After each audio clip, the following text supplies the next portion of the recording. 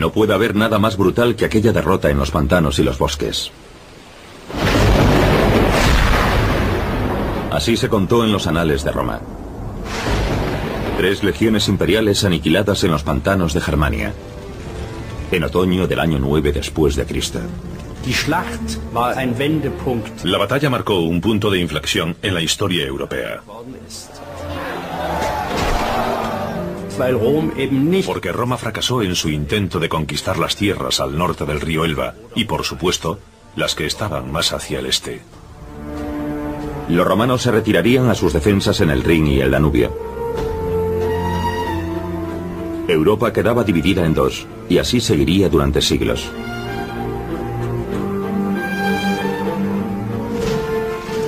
Fue el comienzo de la leyenda germana. La mayor potencia militar del mundo antiguo hincaba la rodilla ante una alianza de hierro de tribus amantes de la libertad.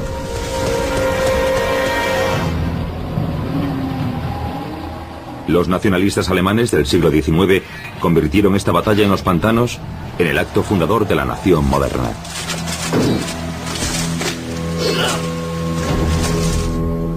Y hasta la búsqueda del campo de batalla se convirtió en una preocupación nacional. 700 ciudades y pueblos pretendían haber sido el lugar del enfrentamiento. Pero las pruebas arqueológicas apuntan a este lugar: el bosque de Teutoburgo. Desde 1875 un monumento al vencedor domina el paisaje. Arminio para los romanos, o Hermann, el primer héroe de la liberación germana. Desde entonces, el recuerdo de Arminio ha permanecido vivo en este país. Esta es su historia.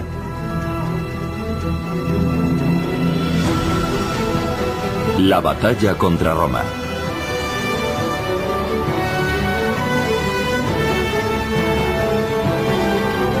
Episodio 1. Una provincia demasiado lejana.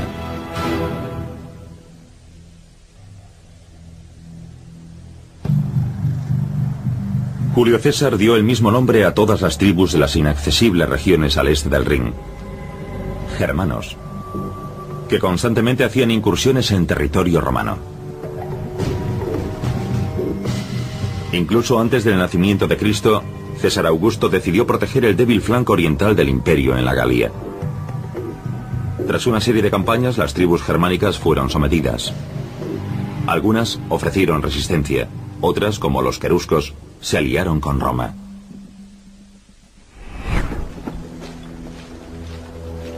Esta tribu vivió entonces bajo el puño de hierro de la Pax Romana.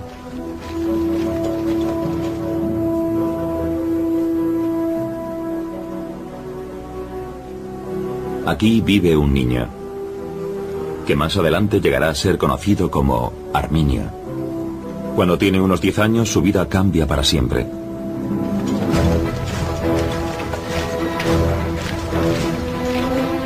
Arminio es de sangre noble. Su padre, Segimer, pertenece a la aristocracia querusca, aunque Segimer se opone rotundamente a la alianza con Roma.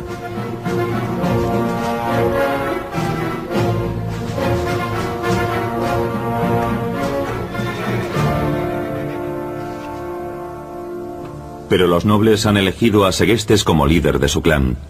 Segimer debe aceptar su liderazgo y sus decisiones. Pero Segestes no es bienvenido en este lugar. Segestes ha elegido la alianza con Roma, y ahora ha venido a cumplir las condiciones de esa alianza. Ha venido a por los hijos de Segimer. Deben ser entregados de inmediato a las fuerzas de ocupación. Es, según él, un sacrificio necesario, que debe realizarse por el bien de toda la tribu. Significa que Segimer tal vez nunca vuelva a ver a sus hijos. Se convertirán en romanos.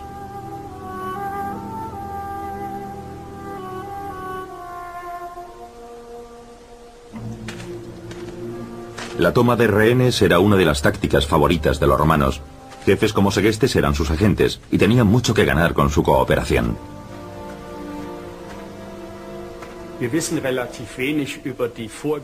Sabemos relativamente poco sobre la historia antigua de los queruscos. Aparecen de repente en la época de Augusto.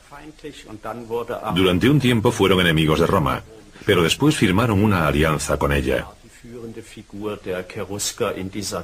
Segestes era el líder de los queruscos en tiempos de la conquista romana. Cuando una superpotencia colosal, como Roma, choca con una tribu relativamente pequeña, no es de extrañar que parte del clan o toda la tribu decida aliarse con el enemigo.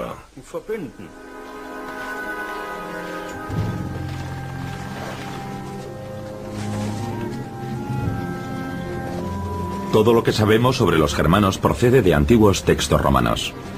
Escritores como Patérculo, Tácito o Dion Casio recogieron los testimonios de los soldados romanos que volvían de Germania. Las tribus germánicas no tenían textos escritos, de modo que no dejaron versión alguna de la historia de Arminio. Arminio y su hermano Flavio el Bello serían educados como romanos, para que algún día pudiesen volver a su patria como representantes del poder romano.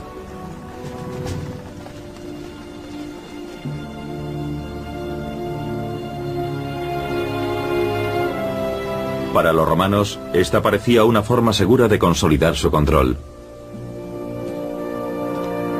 ¿En quién si no podrían confiar teniendo en cuenta que las familias y clanes que forman el pueblo querusco, sus aliados, están divididos entre enemigos y amigos de Roma? Pero es un error hablar de un pueblo unificado y llamarles germanos. Hay decenas de tribus que luchan constantemente entre sí. Para los romanos, esta es una terra incógnita, un mundo desconocido.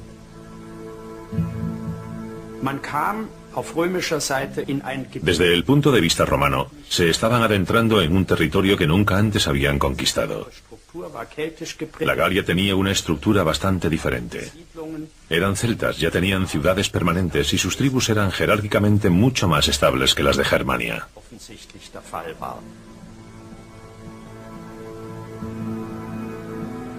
Los pueblos germánicos viven para sí mismos, separados entre sí, escribió el historiador romano Tácito.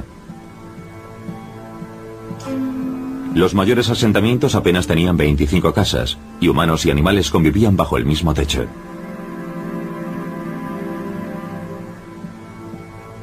Las ciudades y pueblos como las que hay en el resto del imperio, aquí son desconocidas. Y para los romanos estos pueblos son salvajes incivilizados, que viven más como animales que como humanos.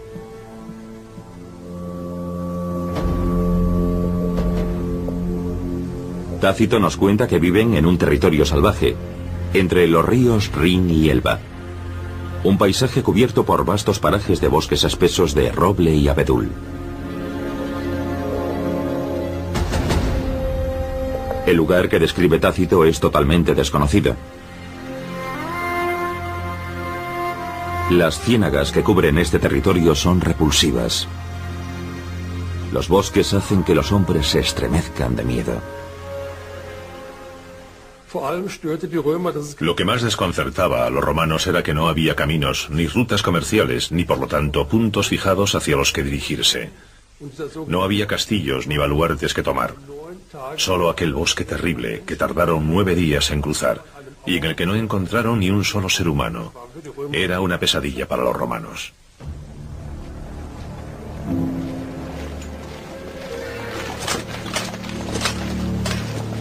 Los bosques impenetrables eran totalmente inadecuados para la logística y las tácticas militares romanas. Ser destinado a Germania en el gélido norte era considerado un castigo por la mayoría de los soldados romanos.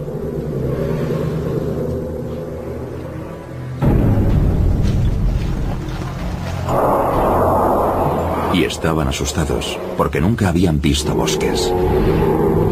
Tras siglos construyendo las ciudades romanas y su flota naval, Italia se había quedado prácticamente sin bosques.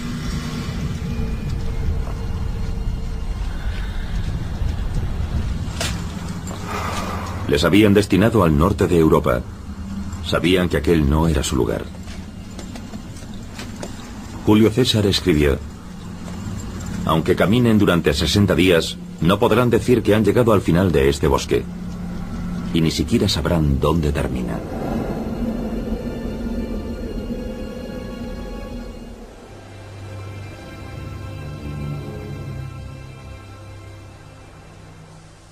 A lo largo y ancho del Mediterráneo, Roma tenía una cultura urbana. Vivían en ciudades. Y en comparación, lo que encontraron en Germania era muy primitivo, era muy simple. Faltaban los elementos básicos de la civilización romana y sus logros. Aquello era un auténtico choque entre dos culturas.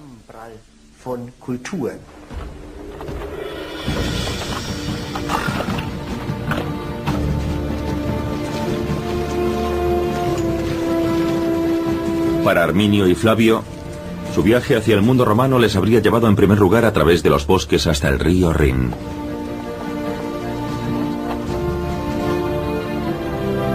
Aquí comenzaba el mundo romano.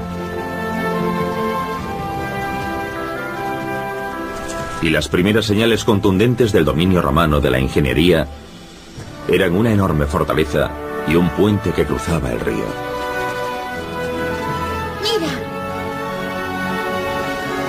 Desde este campamento del ejército en Vétera, muchos miles de legionarios protegen la frontera de Roma a lo largo del río. Es solo uno de los muchos campamentos a lo largo del Rin. Los romanos fundaron ciudades como Colonia, Coblenza y Maguncia, escaparates de la civilización romana. Pero el mensaje que transmiten no es «no os acerquéis».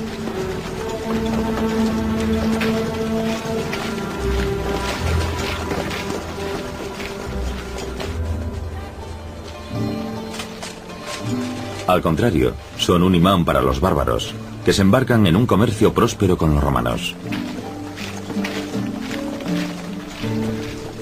El pelo largo y rubio es especialmente valioso. Los germanos aceptan monedas que no han visto antes a cambio de sus pieles y cueros.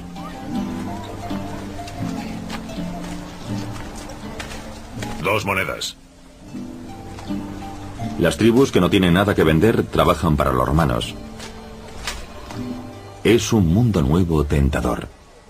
Sin duda debió de causar una tremenda impresión a las tribus germánicas la forma en que los romanos construían sus torres, la compleja organización que tenían detrás,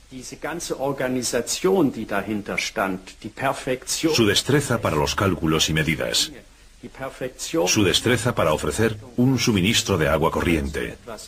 Todo eso debió de causarles una enorme impresión. Nos imaginamos a aquellas tribus con la boca abierta, absolutamente sorprendidos.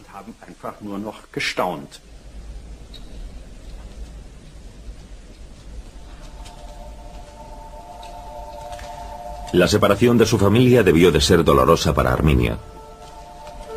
Pero había numerosos estímulos nuevos para distraerlo. Además, los hermanos bárbaros seguramente se convirtieron en una atracción. Como hijos de nobles recibieron un trato privilegiado.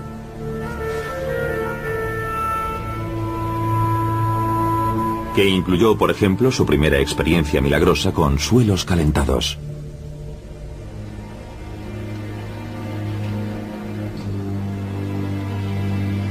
Es el viaje de sus vidas.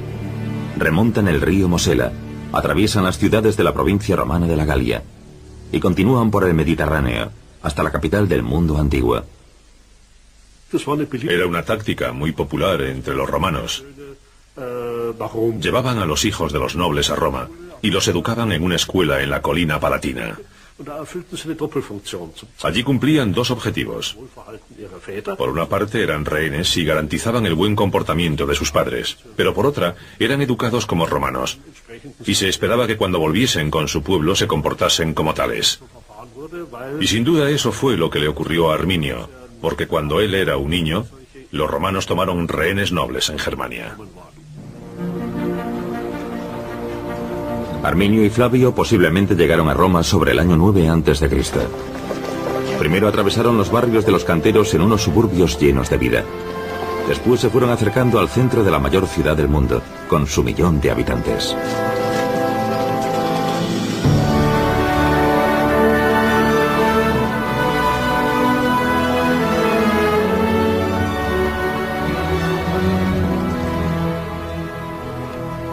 Arminio llega a una ciudad que prospera como nunca.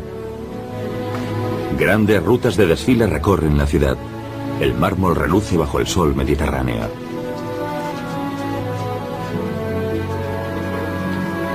Nunca habían disfrutado de un período de paz tan largo, y el Imperio Romano nunca había sido tan grande como bajo el emperador Augusto.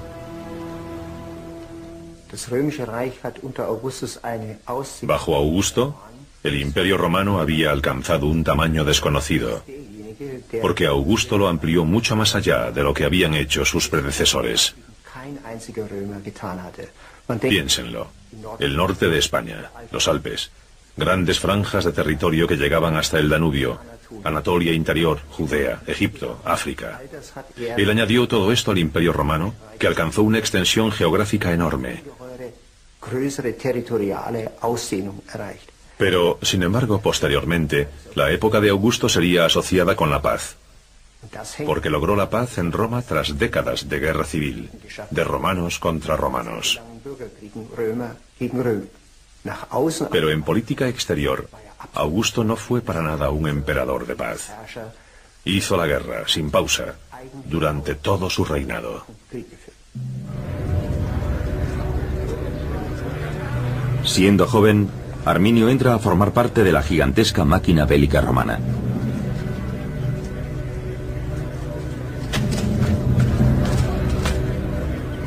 Enseguida comprende la clave del éxito militar de Roma: la disciplina.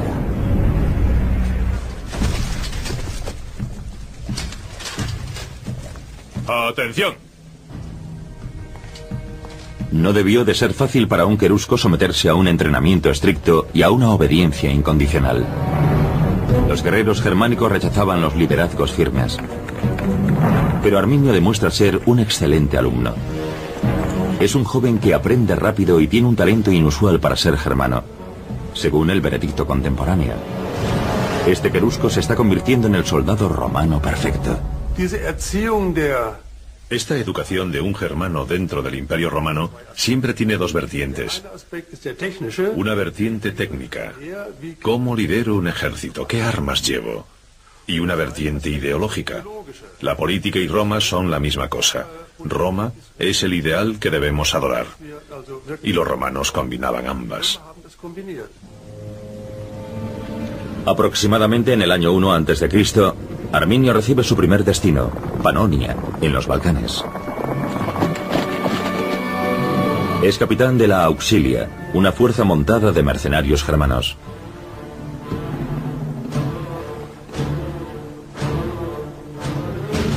Las tribus de esta provincia balcánica se han levantado contra Roma. Roma contraataca con fuerza y envía 15 legiones, más de 100.000 hombres, la mitad de todo su ejército, para aplastar a los rebeldes. ¡Atención! ¡Preparados!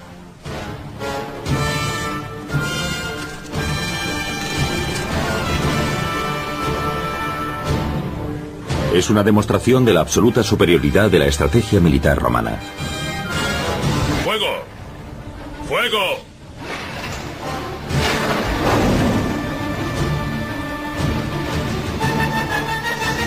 El poder romano no se encuentra en el valor de los soldados individuales, sino en la cooperación estratégica de las unidades militares. Arminio nunca olvidará esta lección. En un combate abierto, Roma es invencible.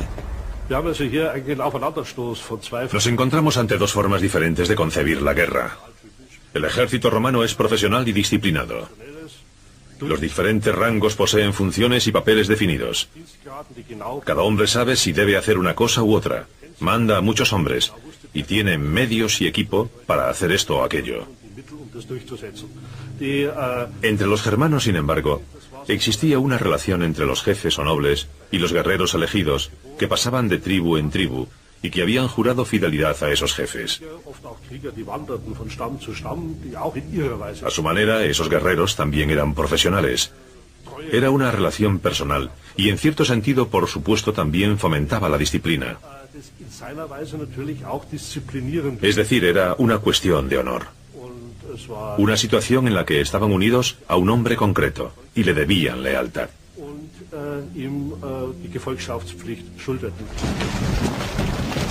Los romanos avanzaban en una formación cerrada llamada testudo.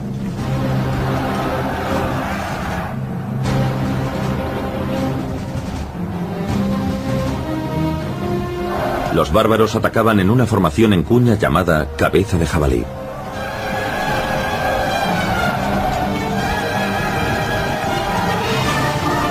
La fuerza del impacto es efectiva solo momentáneamente.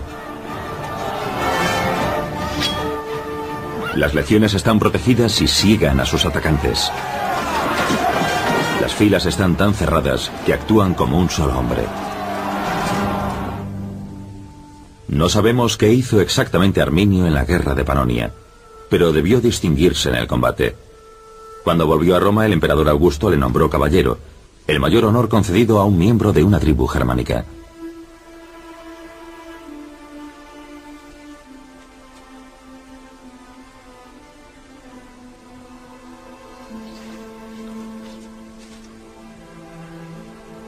El hijo de un noble de los bosques de Germania se había convertido en un ciudadano respetado en Roma.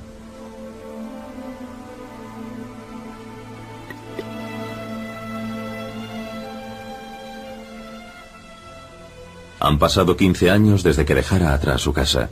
Es imposible saber si echa de menos a su familia, la libertad, los bosques infinitos. Imposible saber cuáles son sus ambiciones.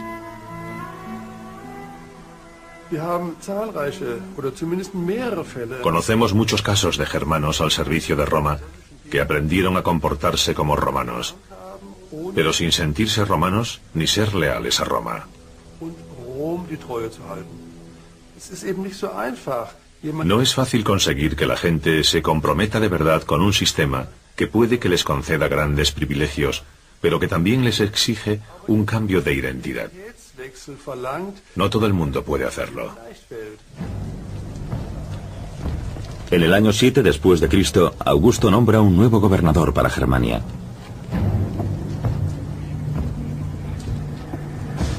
Es un pariente suyo, llamado Publio Quintilio Varo, al que describen como físicamente corpulento y espiritualmente complaciente.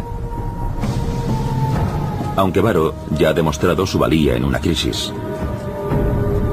Aplastó una revuelta judía siendo gobernador en Siria y crucificó a 2000 rebeldes. Llegó a esta provincia rica como un hombre pobre y se marchó de esta provincia pobre como un hombre rico, dirían de él después. En sus días de gloria se acuñaron monedas con su imagen, un raro privilegio.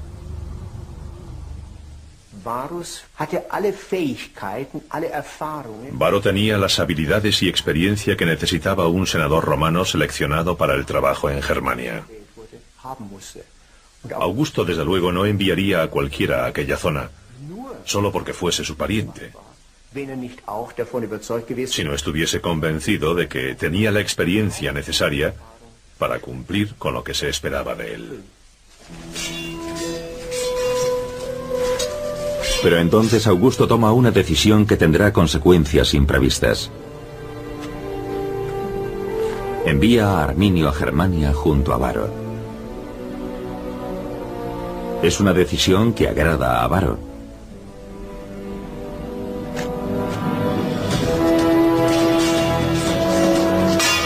Arminio tiene fama de ser valiente, disciplinado y leal. Y conoce a los queruscos y su forma de luchar. Habla su idioma.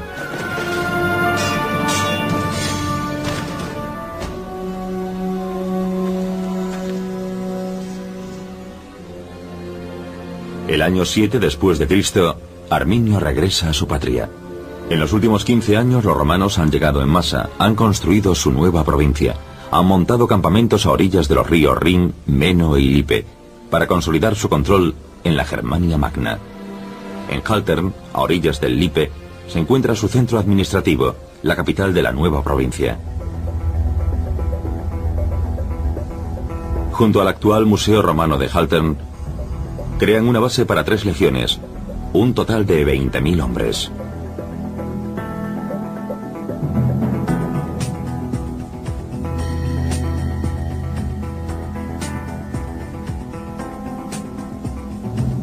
Hay barracones, herrerías para fabricar armas, hornos de cerámica y villas para los oficiales de mayor graduación.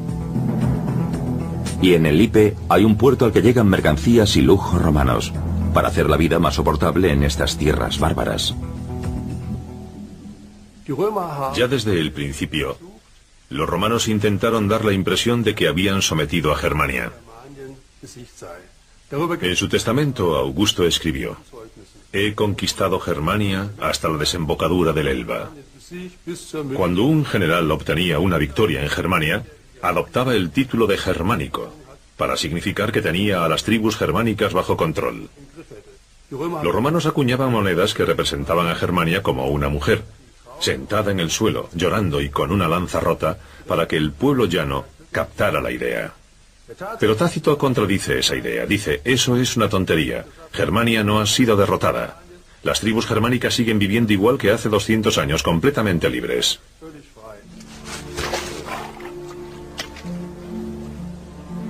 A su vuelta, Arminio tal vez buscó en vano señales de la dominación romana.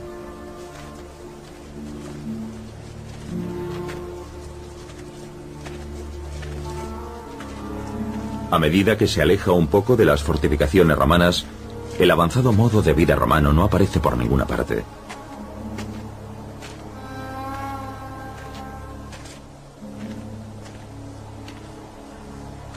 Arminio sin duda aprovechó la oportunidad para reencontrarse con su padre, Segimmer.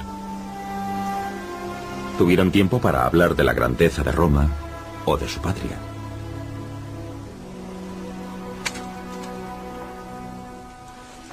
Por cálida que hubiese sido la bienvenida, el padre sin duda habría sentido una mezcla de emociones al ver entrar a su hijo en la casa familiar vestido con el uniforme de un soldado romano.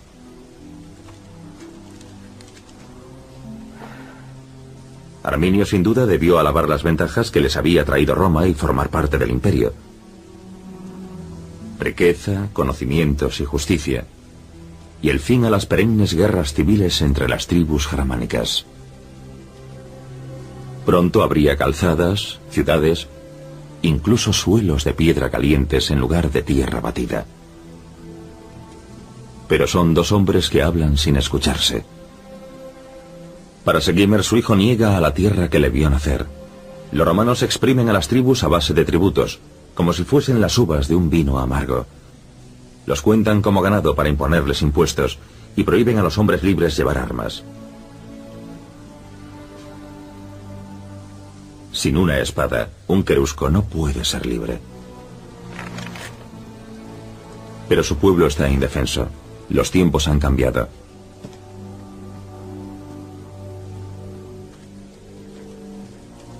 Los queruscos están condenados a una vida de esclavitud. Han perdido su libertad. Pero no todas las tribus germánicas insisten, como Segimmer, en la libertad y la independencia.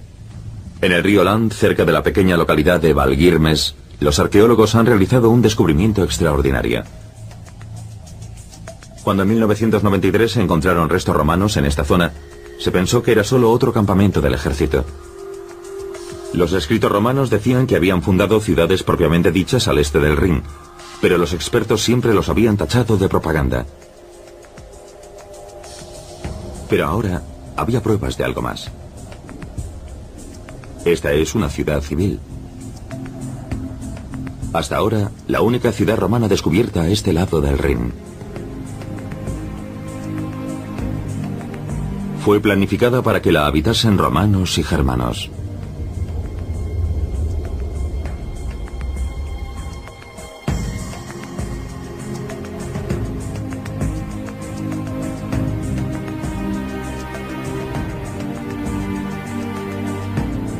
El historiador romano Dion Casio describió la estrategia que ocultaba.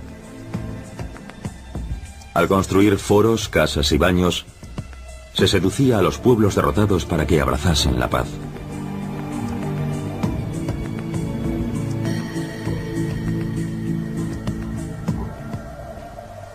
Y entonces, los arqueólogos encontraron pruebas concluyentes de la actitud de Roma hacia su recién conquistado territorio.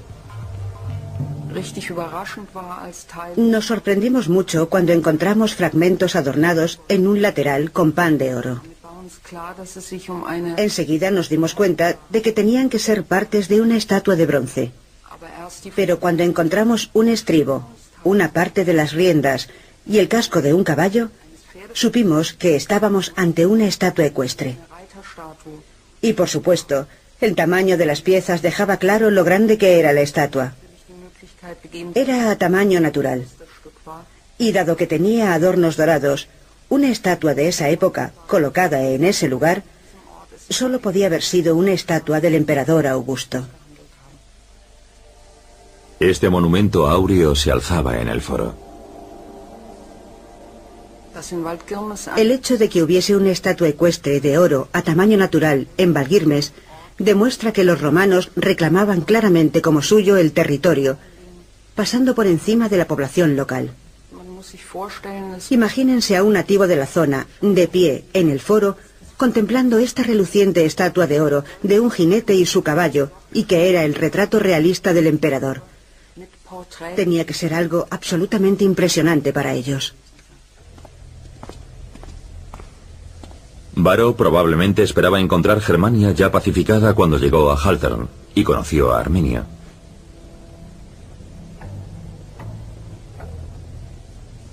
Su tarea consiste en convertir Germania en una provincia romana de pleno derecho. El conocimiento del terreno de Arminio es inestimable. Pero un simple capitán de la caballería auxiliar nunca le diría a su general lo que tiene que hacer. Varo insiste. Un germano sabe cómo tratar con germanos. Sabrá cómo ganarlos para el imperio. Puede que la sangre que corre por mis venas sea germánica, dice Arminio, pero mi cabeza y mi lengua son romanas. Entonces Arminio debe actuar como un romano, replica Varo.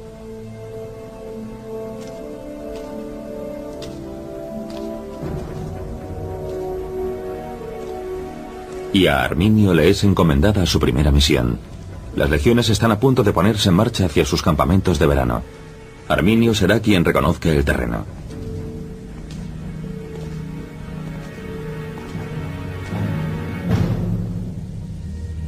Para demostrar su dominio, los romanos trasladaban a sus tropas al este cada verano. Desde sus baluartes en el Rin y en el Lippe, marchan hacia el río Weser, hogar de los queruscos.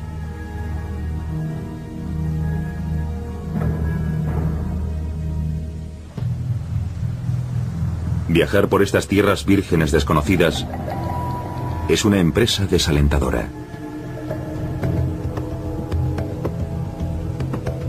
No hay calzadas de ningún tipo. Para transportar a sus tropas y llevarles suministros, los romanos se ven obligados a usar el río Lippe.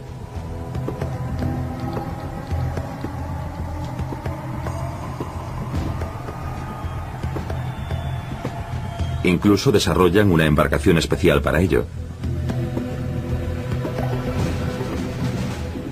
Es una barcaza de fondo plano de 30 metros de eslora, con un calado de solo 40 centímetros. Puede navegar en aguas poco profundas y transportar una carga de 53 toneladas. Con centenares de estas barcazas, Varo se adentra en Germania, hasta que el río se vuelve demasiado estrecho. Entonces desembarcan la carga a tierra. Hay enormes cantidades de material. Las legiones viajan con un contingente civil, herreros, carpinteros, recaudadores de impuestos. Muchos llevan a sus familias. Y después están los mercaderes, con su vino y aceitunas. Y todos los pequeños lujos de la patria que hacen más soportable a los romanos la vida en el frío y salvaje norte.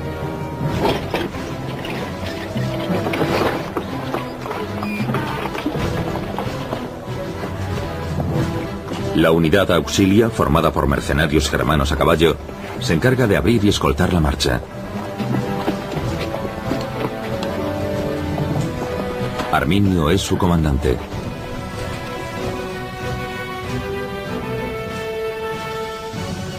Un total de 22.000 personas que forman una fila de 15 kilómetros se abren paso por la llanura. Si avanzas en un frente ancho de varias columnas, pero de repente te encuentras con que debes pasar un río o un barranco, o una franja estrecha de terreno entre un acantilado y un pantano, donde el camino apenas tiene 20 o 40 metros de ancho, poco importa que hayas estado avanzando en un frente ancho. De repente todo se para. Eso significa que debo avanzar formando un frente estrecho desde el principio, a no ser que quiera crear unos atascos imposibles después. Piensen en una autopista. Cuando una autopista de 3 carriles de repente se reduce a solo uno, tenemos un fabuloso atasco. Pues eso es lo que le pasaba a Varo. Marchaba con sus tropas por un terreno difícil, relativamente desconocido. No podía avanzar en un frente amplio porque habría creado exactamente ese tipo de atasco. Así que sus columnas de marcha eran cada vez más y más largas. Los soldados marchaban en 4 columnas. Cada legión contaba con un convoy de carretas que transportaba su equipo. La columna avanzaba unos 20 kilómetros de media al día.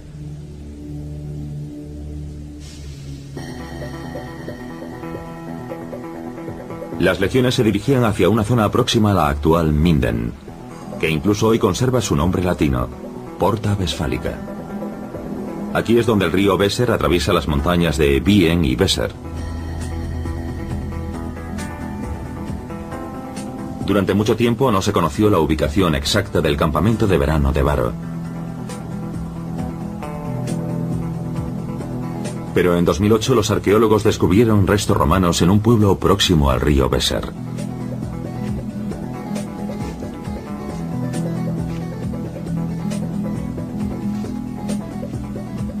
Todavía es pronto para decirlo, pero hallazgos como este sugieren que este lugar era una base militar.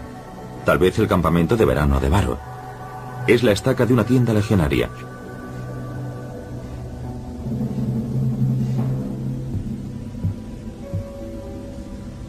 Desde su nueva posición de vanguardia, Varo decide imponer la ley romana a los bárbaros. Un pueblo que no ha sido sometido en combate, tal vez pueda ser controlado con la aplicación estricta de la justicia.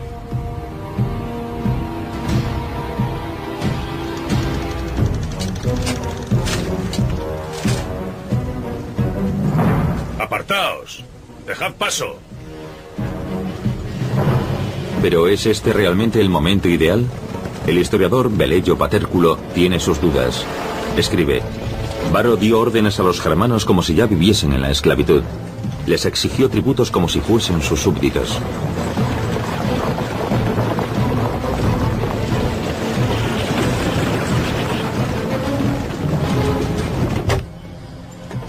Los recaudadores de impuestos se hacen famosos por exigir que se paguen las cantidades exactas por los diferentes bienes. Las reglas son para todos, sin excepciones ni retrasos.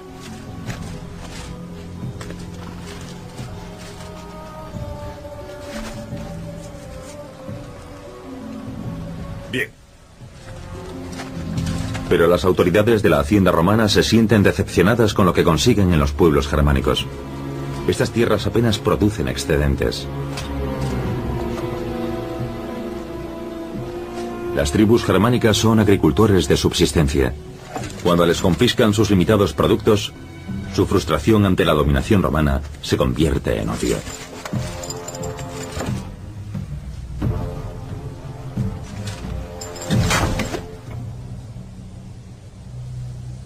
Y la ley romana solo empeora las cosas.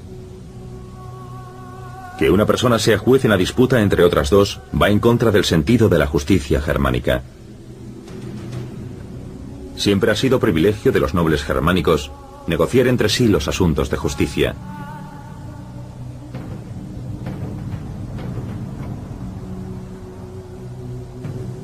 Y la peor transgresión. Varo condena a los nativos a ser crucificados por robo.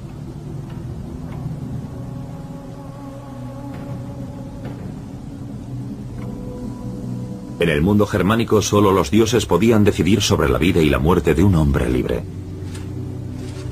El robo e incluso el asesinato se expían pagando una multa, denominada Bergeld. Soltadme, no me toquéis. Pero Varo ignora las sagradas tradiciones germánicas. El comportamiento de Varo en Germania no difirió mucho de la política romana en otros lugares del imperio. Intentó introducir la ley romana, porque eso formaba parte de la vida en una provincia romana. Y que a los pueblos germánicos no les gustase, bueno, fue una reacción perfectamente normal por su parte. Pensemos en lo que pasa hoy. A la gente no le gusta que la juzgue o la encarcele una potencia extranjera. Todas las comunidades intentan resistirse cuando aparecen extranjeros que quieren imponer su forma de justicia.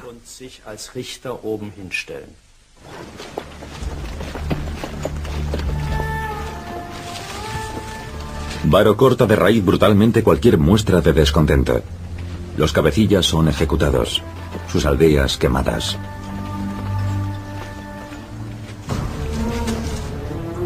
¿Y qué piensa Arminio de todo esto? Él recordaba a su pueblo como una tierra de guerreros libres y orgullosos. A su vuelta los encuentra indefensos, impotentes y desmoralizados, oprimidos por el mismo poder que él representa.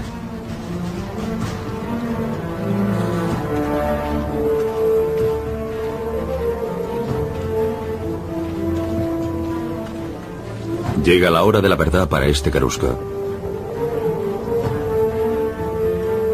Puede que no tenga elección. Se vuelve contra Roma.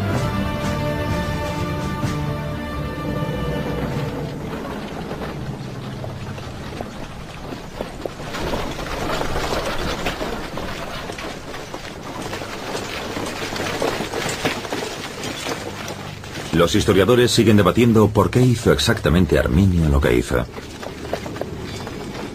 Las fuentes romanas no nos dicen nada. Pero tal vez no sea tan difícil de comprender.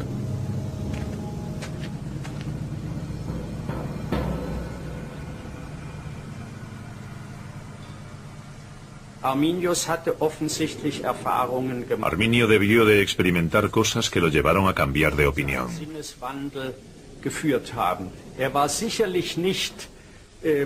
Roma nunca había sustituido completamente al mundo querusco en sus lealtades. Y seguramente tuvo presiones de ambos bandos cuando tomó la decisión.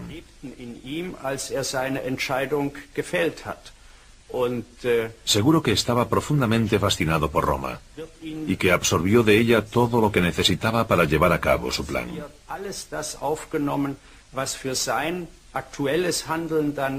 Y usó todo eso y lo sumó a su herencia germánico-querusca para volverse contra Roma.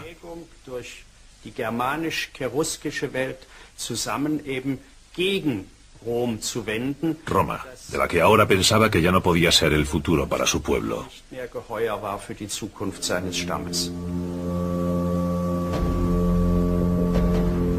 Pero tal vez Arminio tenía razones egoístas para traicionar a Roma. Cualquier pretensión de hacerse con el liderazgo de su tribu se habría resentido por su cercanía a Varo. Encabezar una revuelta exitosa contra Roma le daría un enorme renombre entre todos los pueblos germánicos.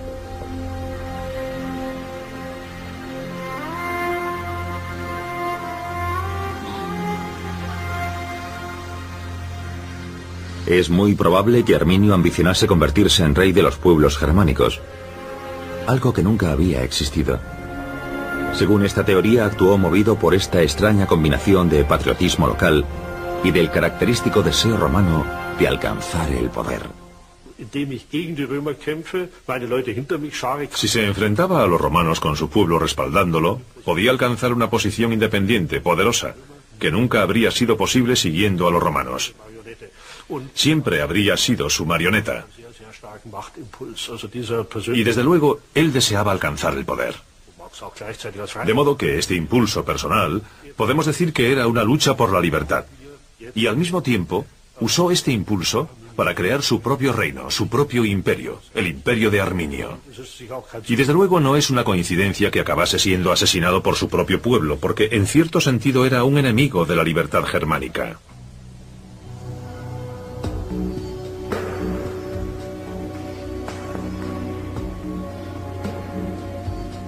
A espaldas de los romanos, Arminio convoca a todas las tribus germánicas para poner a prueba su lealtad. Tiene que persuadirlos de que posee el Heil de un líder militar triunfante. Para los pueblos germánicos, el Heil es la expresión máxima de la buena suerte. Aquel que se lo gana o que lo recibe de los dioses tendrá éxito en todo lo que emprenda y compartirá su Heil con todo aquel que le siga.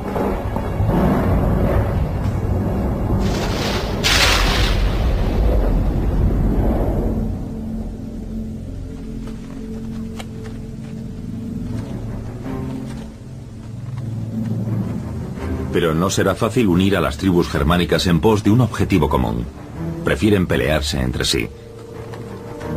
El peor enemigo de una tribu germánica es otra tribu germánica.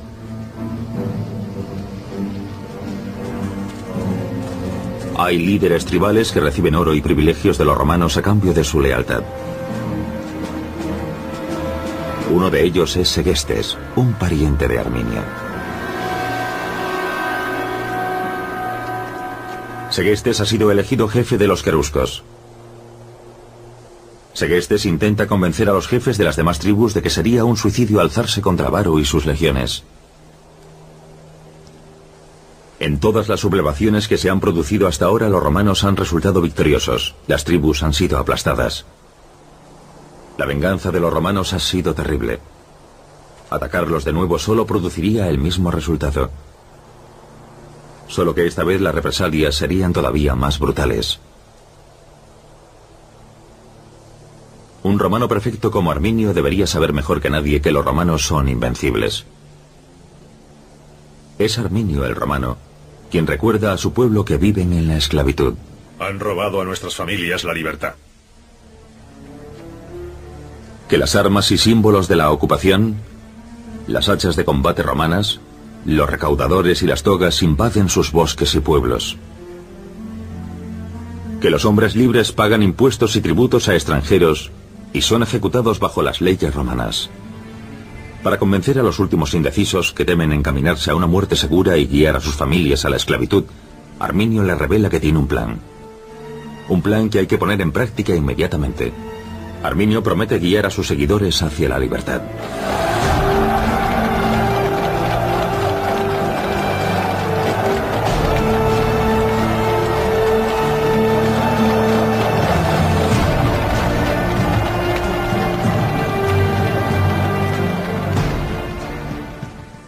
Arminio era un hombre de personalidad carismática.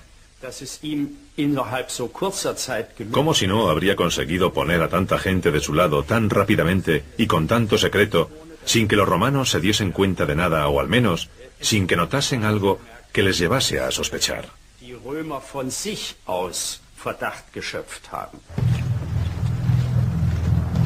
Una mañana de septiembre del año 9 después de Cristo, la 17ª, 18ª y 19ª legiones levantan el campamento. Con sus carretas de pertrechos, sus artesanos, mercaderes y sus familias, suman un total de más de 22.000 personas. Están deseando volver a la comodidad y el lujo de sus cuarteles de invierno. Pero la perspectiva de tener que marchar atravesando los bosques germánicos les provoca sentimientos dispares. Muchos de los soldados más veteranos solo quieren dejar atrás esta campaña para poder disfrutar de un merecido retiro en Roma. Un derecho automático tras 25 años de servicio.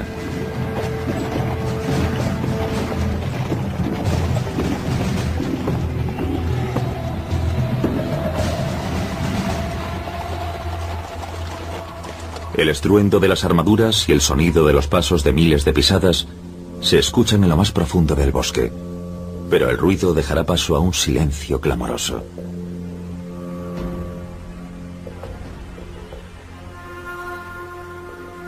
La grandeza de Roma, tan efectiva para la intimidación de sus enemigos, se verá impotente aquí.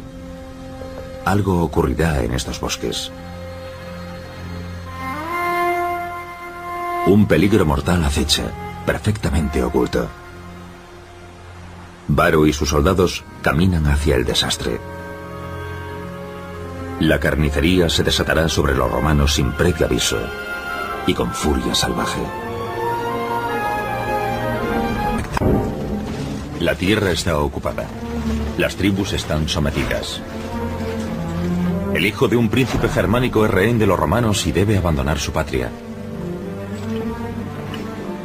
La remota Roma, capital del mundo, convertirá a este joven miembro de la tribu de los queruscos en el romano perfecto. El joven se convierte en caballero romano. Su nombre es Arminio. ¡Atención! Su escuela es el ejército. En combate, experimenta el poder del imperio. Arminio vuelve a Germania con un nuevo gobernador romano, Varo. El año 9 después de Cristo, Varo traslada 3 legiones hasta un campamento avanzado en el río Weser, la patria de los queruscos, la tribu de Arminio. Abruma el espíritu fuertemente independiente de las tribus con impuestos y juzga a sus habitantes bajo las duras leyes romanas. Arminio el romano empieza a tener dudas. Arminio el germano decide actuar. A espaldas de los romanos recluta a las tribus germánicas para la rebelión. Por primera vez, las tribus se unen bajo un único líder. Arminio sabe que debe actuar rápido antes de que su alianza se resquebraje. Desafiará el poder de Roma atacando a 3 legiones, casi 20.000 hombres. La batalla tendrá lugar en el bosque de Teutoburgo. Sus consecuencias siguen siendo visibles en Europa hoy en día. Pero durante mucho tiempo, fue una batalla que no dejó huella. La batalla contra Roma.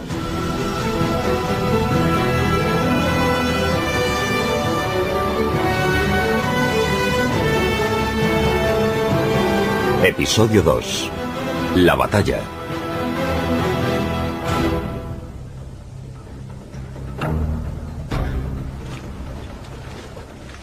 A finales del verano del año 9 después de Cristo, las legiones de Varo se preparan para volver a sus cuarteles de invierno en el Rin. Arminio empieza a jugar un peligroso doble juego. Prepara un plan para atacar a las legiones de Varo durante su viaje de vuelta al Rin, mientras continúa cumpliendo con su deber como oficial de la caballería auxiliar.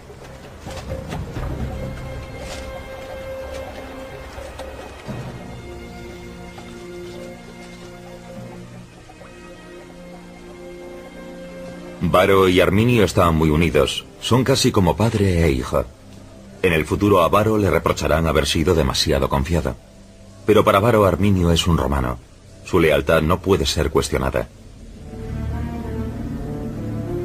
A sus espaldas, Arminio intenta ganarse a los guerreros de las tribus germánicas en los oscuros bosques.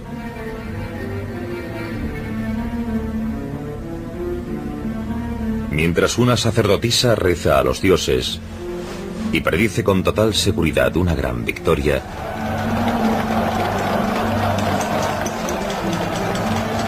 Arminio se concentra en el enorme reto práctico de derrotar a los romanos.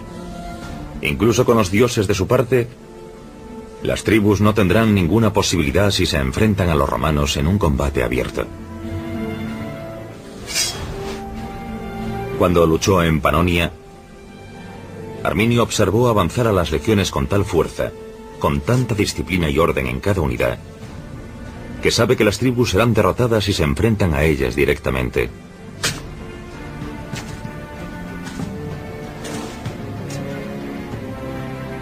Un jefe tribal sugiere atacar a los romanos durante la marcha, cuando sus líneas se estiren a modo de 100 pies por las llanuras. Arminio le recuerda que Varo cuenta con 3 legiones, es decir, casi 20.000 hombres. Las tribus no tienen ni los hombres ni las armas para un ataque de ese tipo. Fracasarán sin ninguna duda. Pero a los romanos les aterrorizan los bosques germánicos. Odian los pantanos y los estrechos valles. Hay que invitarlos a entrar en los bosques.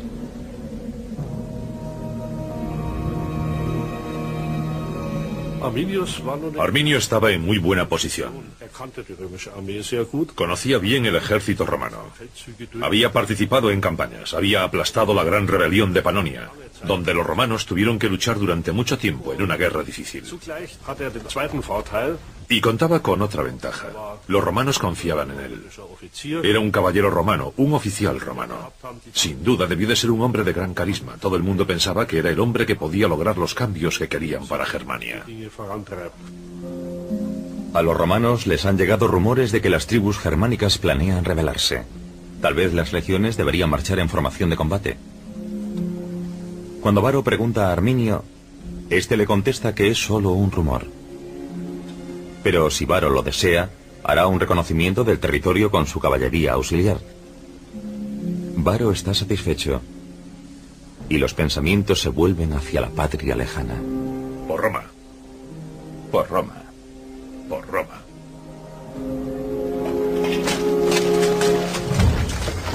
La víspera de que comience la marcha, el jefe de los queruscos visita el campamento romano. Segestes se opone al plan de atacar a las legiones. Y Varo le ha invitado a una cena de despedida. Segestes consideraba que Arminio estaba poniendo a su propio pueblo, los queruscos, y a las tribus vecinas en grave peligro.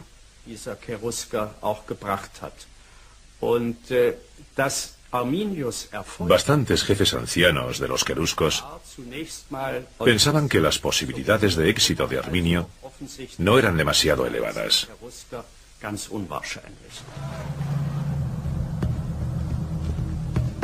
¡Varo!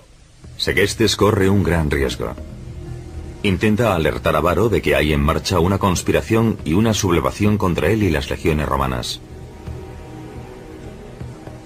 Varo no se imagina quién podría ser tan estúpido. Segestes señala a Arminio. Su propio compatriota revela su plan: atacar a las legiones durante la marcha, destruirlas y matar a Varo con su propia espada.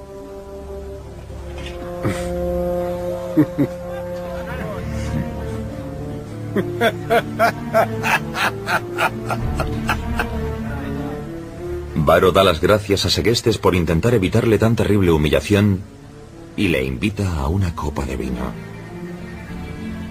Segestes suplica a Varo que deje a Arminio atrás con él, encadenado, cuando inicien la marcha. Varo pregunta a Segestes si cree que no distingue a los amigos de los enemigos. Varo era un hombre muy experimentado. Pertenecía a la élite del Imperio Romano. En Siria había ganado muchísima experiencia manejando situaciones militares y políticas muy complejas. Y había aprendido que es buena idea confiar en tus aliados y amigos. Y esa es una cuestión fundamental en la vida. Si de repente debes dejar de confiar en alguien en quien has confiado durante mucho tiempo porque otra persona le calumnia. Varo siguió confiando en Arminio y esa fue su perdición. La lealtad a un buen amigo, básicamente, es una virtud. En este caso fue un error, porque el amigo lo traicionó.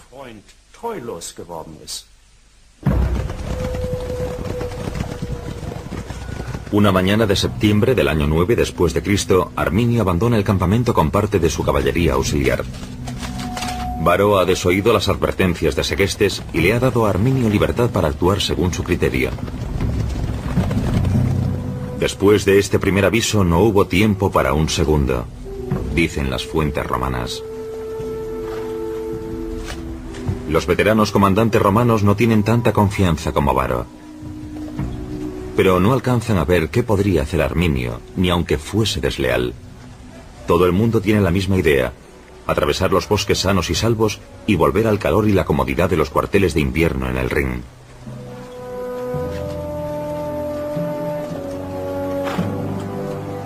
Arminio está decidido.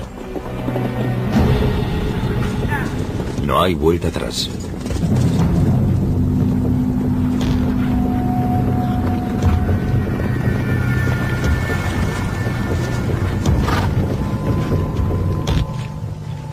El sonido de las armaduras y de los pasos de miles de legionarios se escuchan en las profundidades del bosque a medida que la 17ª, la 18ª y la 19ª legiones abandonan sus campamentos de verano.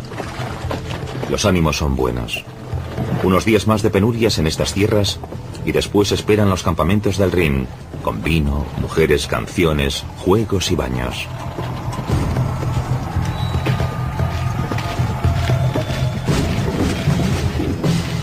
Varo tal vez se ve ya de vuelta en Roma disfrutando de una jubilación acomodada y feliz.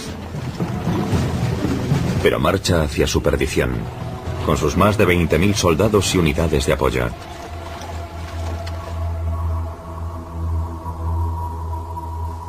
La columna gigante probablemente toma el camino habitual, hacia el sur siguiendo el río Weser, por las estribaciones del bosque de Teutoburgo hacia el río Lippe, y después continuar hasta el Rin. Así es como debería ser.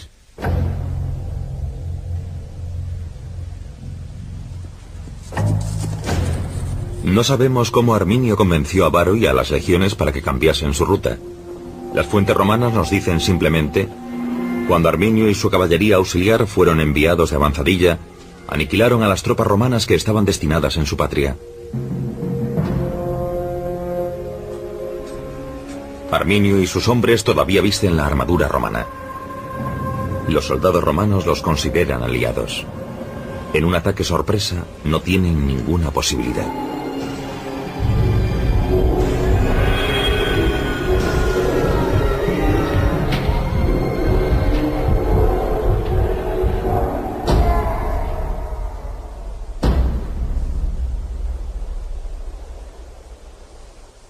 Quemad las torres.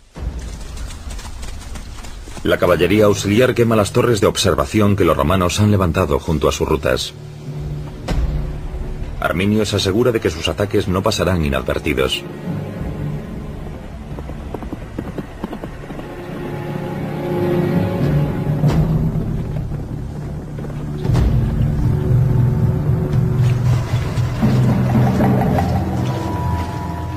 Al final del primer día de marcha, las legiones llegan a las estribaciones del bosque de Teutoburgo.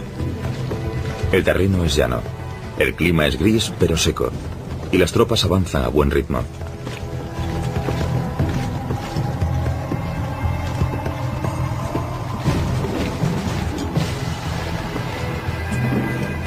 Y este es el momento en el que Arminio quema la torre de vigilancia. ¡Alto! ¿Cómo reaccionará Varo?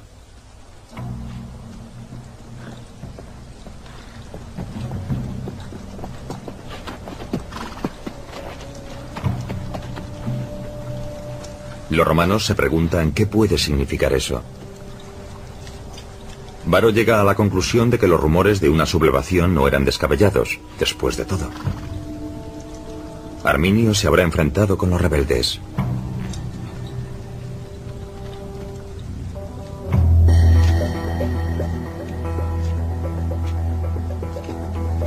Los comandantes romanos en Germania normalmente evitaban penetrar en los bosques o pantanos con sus tropas. Si tenían que cruzar un pantano, generalmente tendían primero un puente de madera. Eran los pontes longhi, los puentes largos descritos por los historiadores romanos. Todavía no se ha encontrado ninguno, pero probablemente eran similares a las pasarelas que construían las tribus germánicas. Esta tiene casi 3.500 años. Fue construida por las tribus que vivían cerca del pantano de Fenner, cerca de Osnabrück.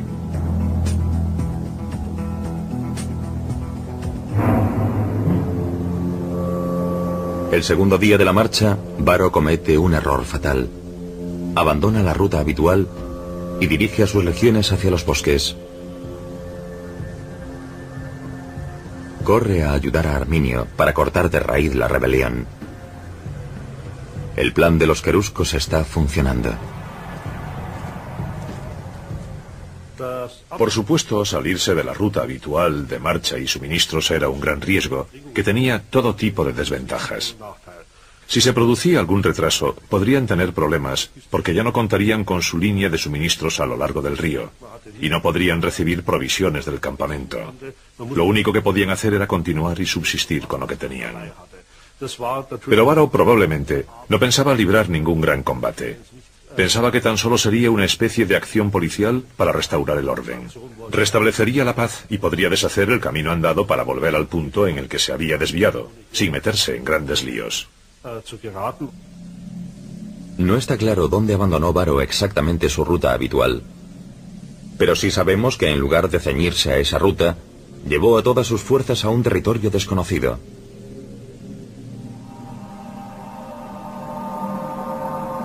El bosque de Teutoburgo.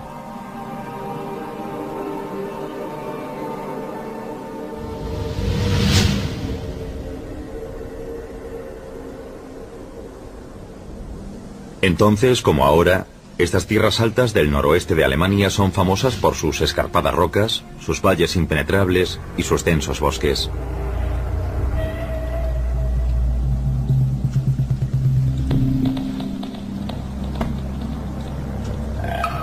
Es una pesadilla para los soldados romanos e imposible para un ejército de casi 22.000 hombres.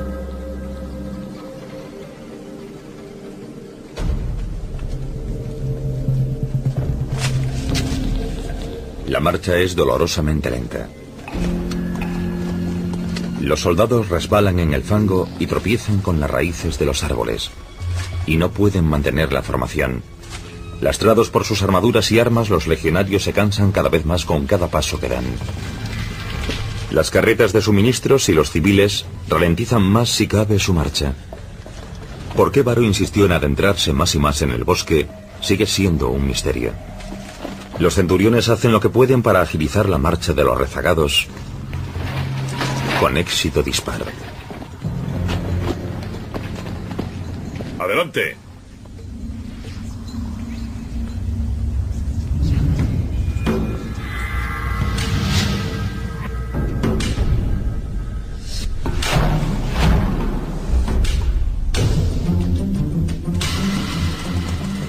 Los germanos saben cómo moverse por el bosque. Armados tan solo con lanzas, hachas y espadas, pueden aparecer desde todas las direcciones a la vez, y se mueven sigilosamente por sendas marcadas, pero bien disimuladas. Arminio coloca a sus hombres en posición en el monte bajo. Los romanos no notan nada.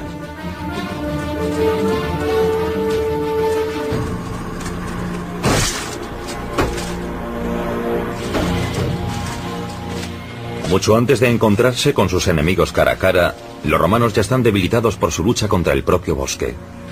Dion Casio escribe: incluso antes del ataque los romanos ya tenían muchos problemas. Tenían que talar árboles, hacer pasarelas y construir puentes para avanzar. Es precisamente la situación que Arminio pretendía crear.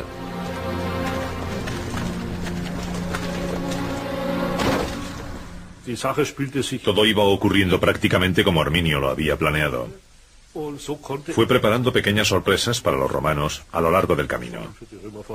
Y pudo elegir el momento en el que estaban demasiado lejos de su ruta habitual para retroceder después de los primeros ataques. Sin duda se dijeron: debemos seguir, debemos continuar. Y así fueron cayendo cada vez más en la trampa. Los historiadores no se ponen de acuerdo en cuántos guerreros movilizó Arminio para enfrentarse a Varro. Pero es difícil pensar que la cifra total se acercase a la de las 3 legiones de Varro.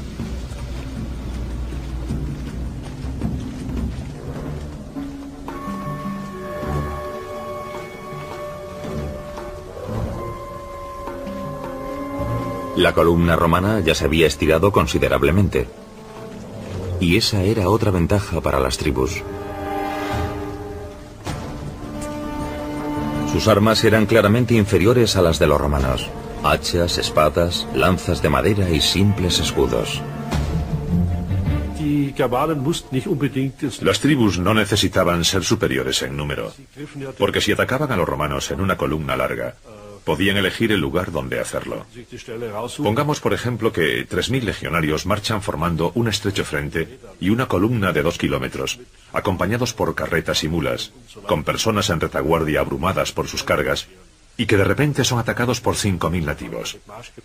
Estos cuentan con la ventaja de la sorpresa y en ese momento también con una superioridad numérica considerable. Arminio cuenta con otra ventaja crucial.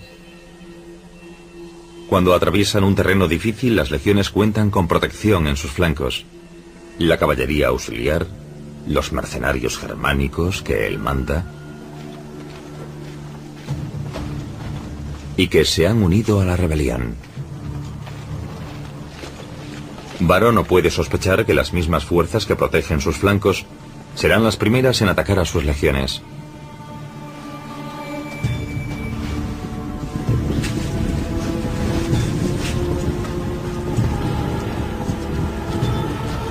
Los guerreros salen de sus escondites en las colinas.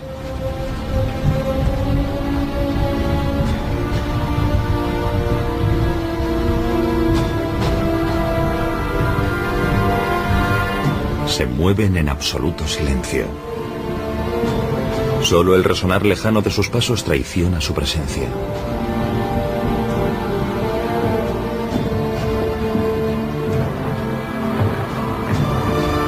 Y en ese momento, la caballería auxiliar cambia de bando.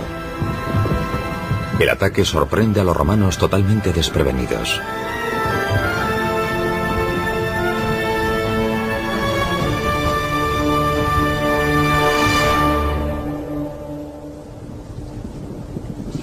Apenas tienen tiempo para dar la alarma.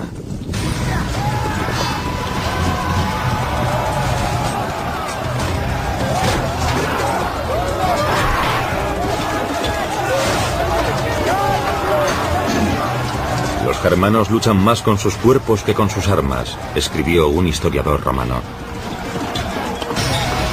En la caótica confusión de civiles y carretas de suministros, es imposible que lleguen los refuerzos.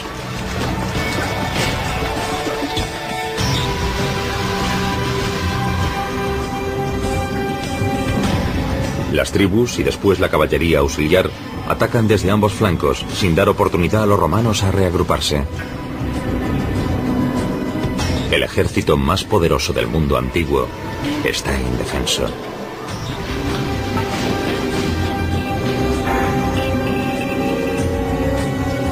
No hay ejércitos marchando en formación. Solo se trata de atacar y correr.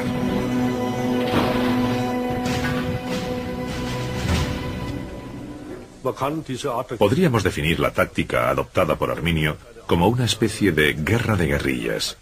Evitar el combate principal el mayor tiempo posible, hasta que el enemigo esté muy debilitado. Y después, emboscarlo, usando el elemento sorpresa y el mejor conocimiento del terreno de tus propios hombres.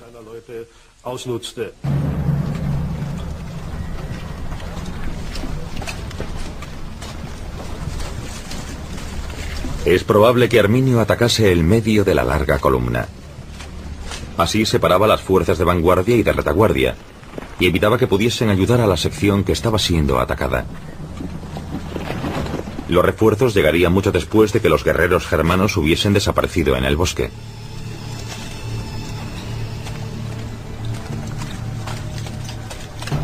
Varo no cuenta con información fiable sobre lo que está pasando. Sus comandantes solo pueden decirle lo que saben. La caballería auxiliar germana ha cambiado de bando. La situación es grave. La sorpresa ha sido total. Los centuriones han sido eliminados, incluso antes de poder poner a sus tropas en acción. No pudieron resistir. Pero ¿cuál es la intención de sus enemigos? ¿Van tras un botín o es un ataque a mayor escala? Lo único que saben es que el enemigo es numeroso. ¿Y dónde está Arminio?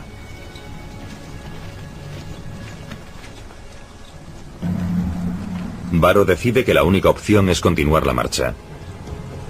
En cuanto encuentren un lugar adecuado en el bosque, se detendrán, reunirán a sus legiones y construirán un campamento de emergencia.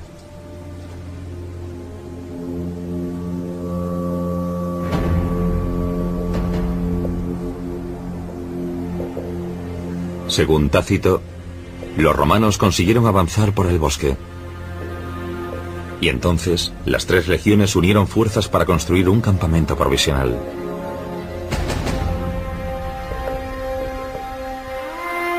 Ninguna legión ha sido destruida.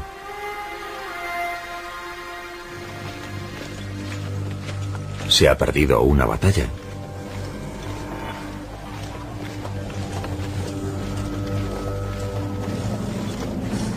Pero todavía puede ganarse la guerra. A estas alturas, Varus siguió el procedimiento estándar romano.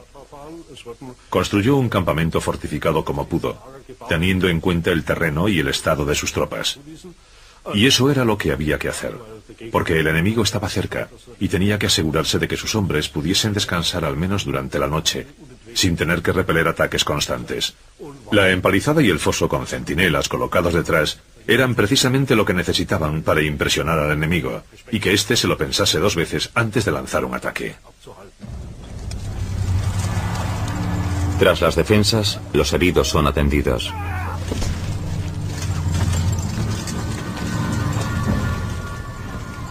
Mientras tanto, los comandantes sopesan sus opciones. Se dan cuenta de que sus bajas son peores de lo que pensaban. 8 cohortes han sido eliminadas. Sus opciones son pocas. Tal vez deberían intentar salir corriendo. Pero seguir adelante podría ser un suicidio. Varo debe tomar una decisión. Ha sido traicionado por el hombre en quien más confiaba. Sus comandantes le aconsejan quedarse tras las defensas. Podrían enviar mensajeros a las guarniciones de Haltern y Xanten para pedir refuerzos. No hay alternativa. Necesitan ayuda. Varo rechaza su consejo. Acabarán con todos los bárbaros en cuanto consigan salir del bosque. Da orden a sus comandantes de que abandonen a los civiles y de que destruyan el convoy de carretas. Nada debe retrasarlos. Las legiones marcharán al amanecer. Las órdenes son claras y serán obedecidas sin cuestionarlas.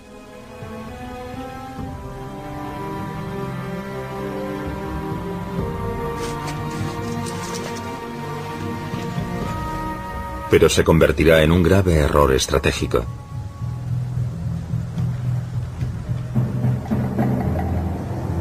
Las fuerzas germánicas descubren inmediatamente el convoy de carretas en llamas.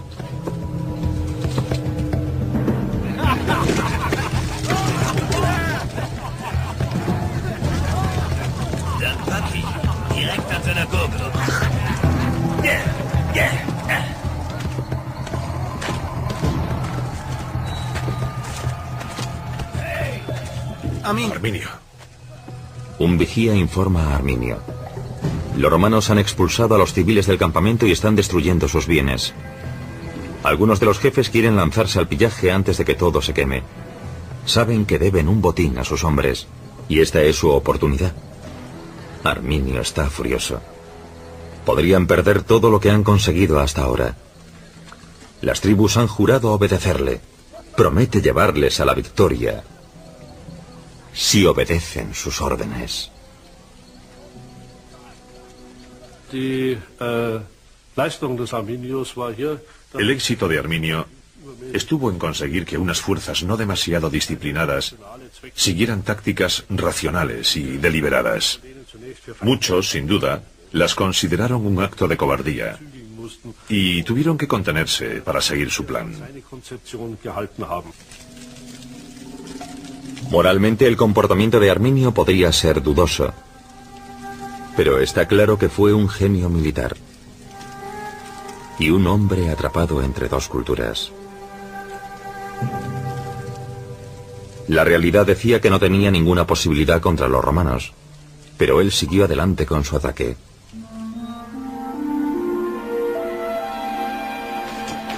A la mañana siguiente, las legiones salen del campamento en formación de combate. Varo abandona a los civiles a su suerte. Tal vez espera que los bárbaros los masacren y se apoderen de sus bienes y dejen marchar a sus legiones.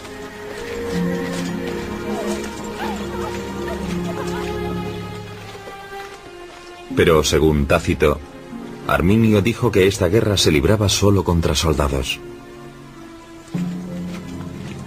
Este código de honor germánico se basaba en un razonamiento lógico.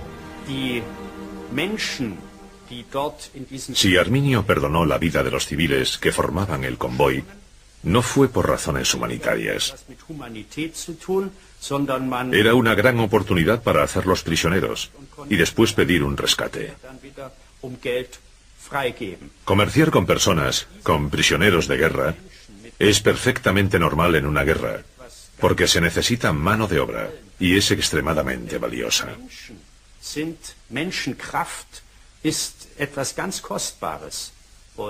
Así que yo no creo que tengamos una muestra de la integridad de Arminio en el hecho de que perdonase a los civiles. Simplemente actuó de manera práctica.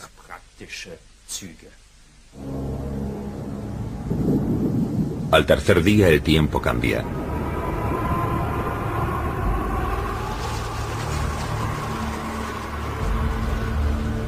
Las lluvias torrenciales obligan a los legionarios a detener su marcha. Su armadura, empapada y pesada como el plomo, hace que los soldados tengan menos movilidad incluso que antes.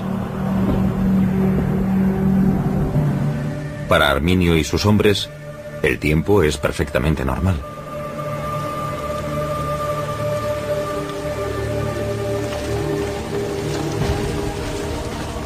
Dion Casio escribe: se desataron fuertes tormentas. Mientras los romanos luchaban contra los elementos, los bárbaros se colocaron en posición y lo rodearon por todos sus flancos.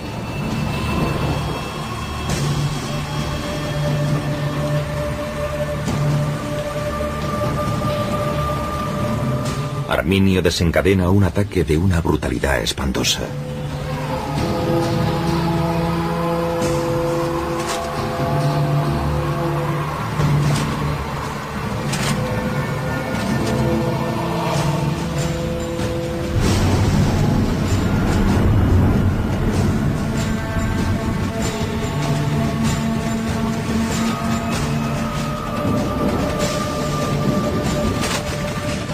Para los romanos, son como espíritus malignos.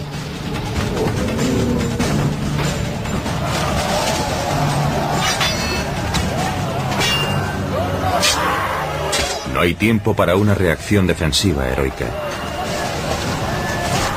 No hay tiempo para atender a los heridos.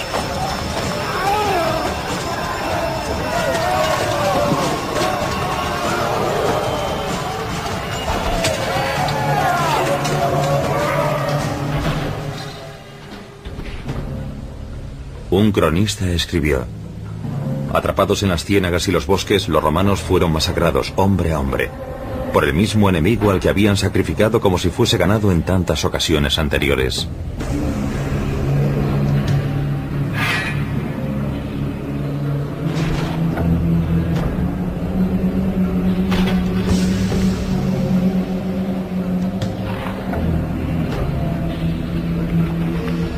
Y finalmente, en medio del caos, Varo pierde el control de sus legiones.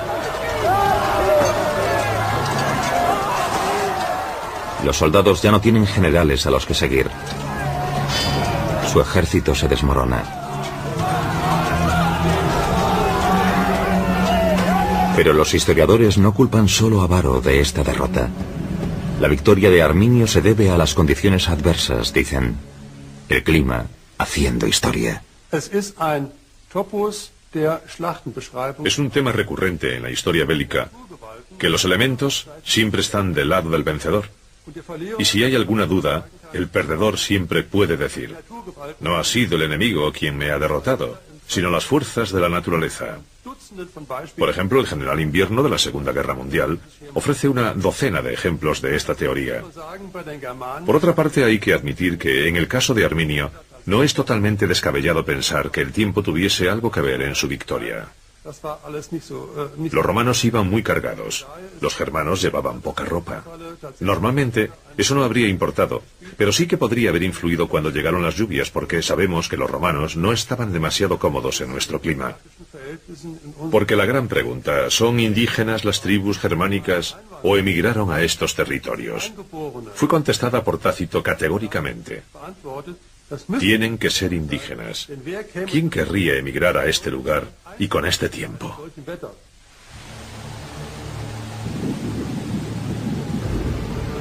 En el plazo de 24 horas, Varo se ha encontrado con 2 ataques aplastantes sobre sus legiones. Poco a poco ha tenido que irse dando cuenta de que la victoria no está a su alcance. Solo puede pensar en evitar la aniquilación.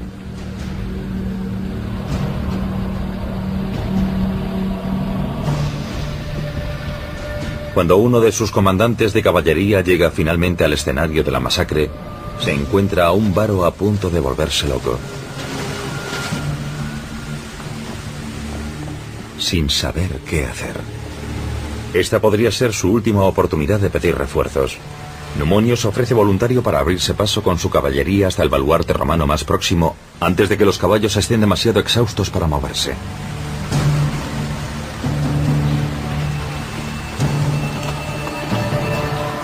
Según los historiadores romanos, Numonio solo quería salvar su propio pellejo.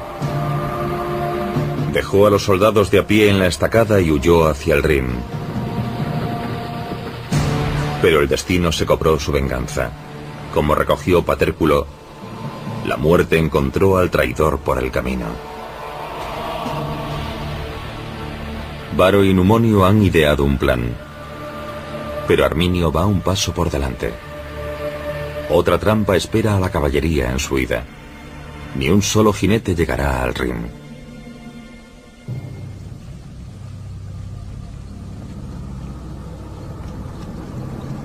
Los legionarios no pierden el tiempo y se ponen en marcha. Ya nada importa, salvo salir del bosque.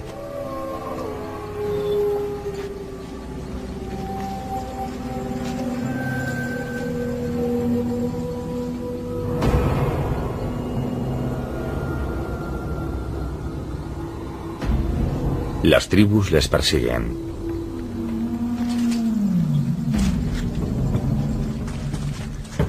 Saben que solo tienen que seguir empujando a los romanos.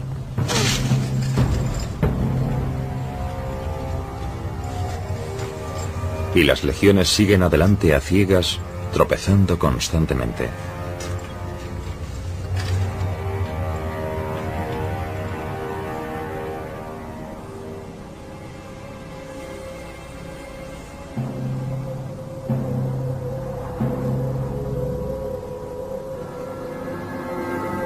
Pero la marcha forzada nocturna ha dado sus frutos.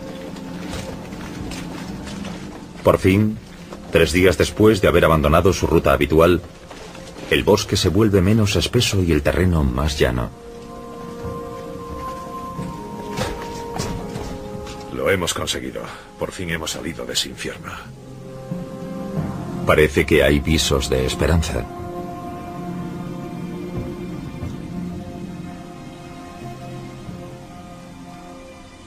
Los romanos están a salvo. Campo abierto.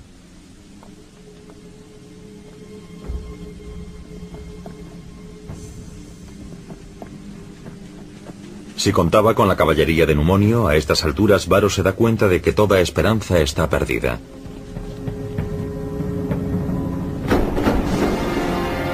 Y Arminio se asegura de que los romanos lo comprendan.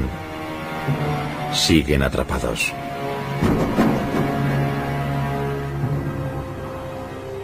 Analizando su avance, podemos deducir que Varo y lo que le quedaba de sus legiones se dirigieron hacia el norte el tercer día y marcharon por las montañas Biern, hasta que llegaron a la llanura del norte.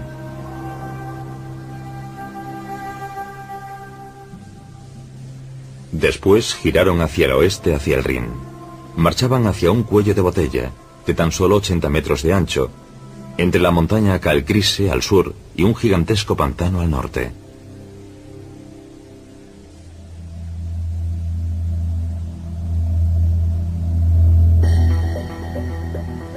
Hace apenas unos años los arqueólogos encontraron los restos de una empalizada. Detrás de esas defensas se cree que Arminio y sus hombres esperaron emboscados a Varo para asestar el golpe final definitivo. Eso es lo que los expertos creen. De la tierra que está delante de la empalizada han desenterrado miles de clavos y trozos de plomo de origen romano. Objetos domésticos como tijeras, pero también puntas de lanza y herramientas. ¿Fue este el escenario del último combate?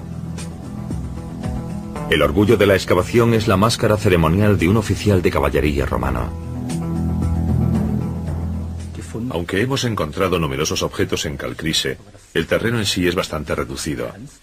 Y las fuentes nos dicen que aquí se produjo un suceso importantísimo, en el que participaron 3 legiones. Es decir, al menos 10 o 15.000 hombres, o quizás 20.000. Hasta ahora, los hallazgos de Calcrise no confirman esas cifras. Aunque todavía no hay pruebas concluyentes, Calcrise fue declarado inmediatamente escenario definitivo de la batalla. El museo es un imán para turistas. Los defensores de Calcrise basan su argumentación en las fechas de las monedas encontradas en el yacimiento. A juzgar por las pruebas actuales, hay muchos más argumentos a favor de Calcrise que en contra. Hemos encontrado monedas con la imagen de Varo, de modo que esas monedas tuvieron que llegar a la zona cuando Varo fue gobernador, es decir, entre el año 7 y 9 después de Cristo. Podemos estar seguros de ello. El segundo argumento es que no hemos encontrado monedas acuñadas después del año 9 después de Cristo, entre las 1800 aproximadamente que hemos desenterrado. Los científicos han encontrado huellas de un combate en un tramo de 10 kilómetros de las montañas Bearn. Esto nos permite reconstruir un escenario claro para el tercer y decisivo día. La disposición del terreno en Calcrise, toda la zona en la que estamos trabajando, deja muy claro que el ejército romano iba de este a oeste y que las tribus los atacaron repetidamente desde las faldas inferiores de la colina de Calcrise. Podemos demostrarlo en una zona de al menos 10 kilómetros. Podemos probar que las tribus siguieron hostigando al ejército romano durante su marcha con ataques fulgurantes, a pequeña escala.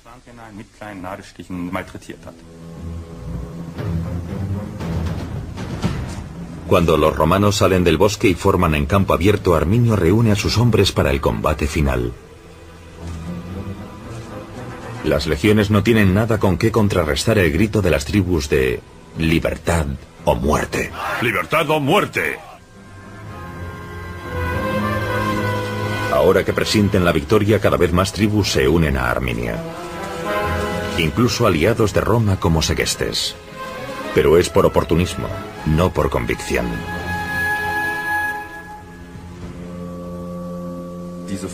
No deberíamos pensar en estas tribus como los honorables pueblos germánicos. Esa es una idea de los siglos XVIII y XIX. La arqueología nos ayuda a poner los pies en el suelo. A partir del campo de batalla vemos que hubo pillaje. Probablemente saquearon a los cadáveres. Llevarse el botín era muy importante. Era una oportunidad para enriquecerse con plata, oro, bronce e incluso hierro. La batalla es una victoria sobre los romanos, que nadie había imaginado posible. Cerca de 15.000 soldados yacen muertos en el bosque.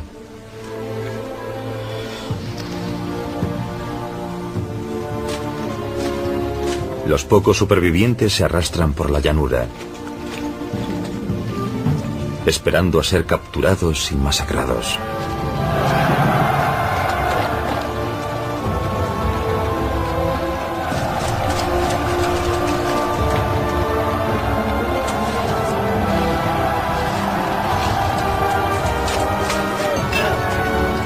No podría haber mayor humillación para la superpotencia que es Roma.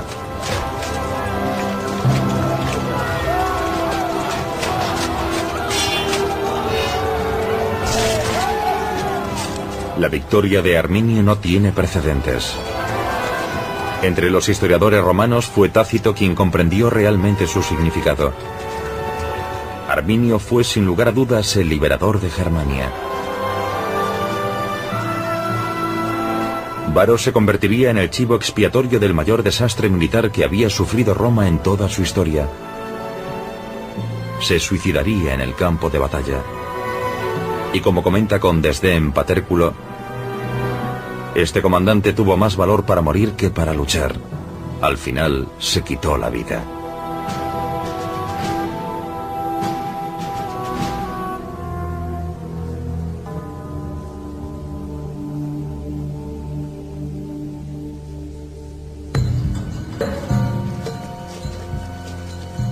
Ni siquiera tras 3 días de combates el baño de sangre ha terminado. Las tribus victoriosas recorren el campo de batalla, arrancando armaduras y armas a los cuerpos de muertos y moribundos.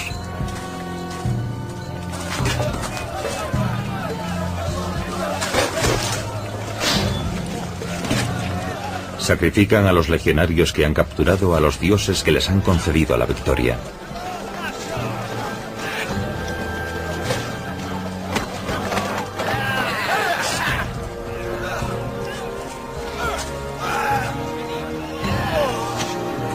Los estandartes de las legiones se arrojan al barro.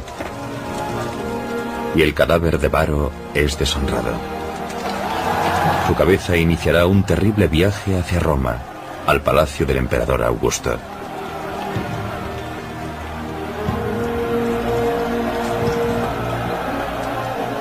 Si las tribus le siguen mostrando lealtad, el triunfo de Arminio le habrá servido para algo.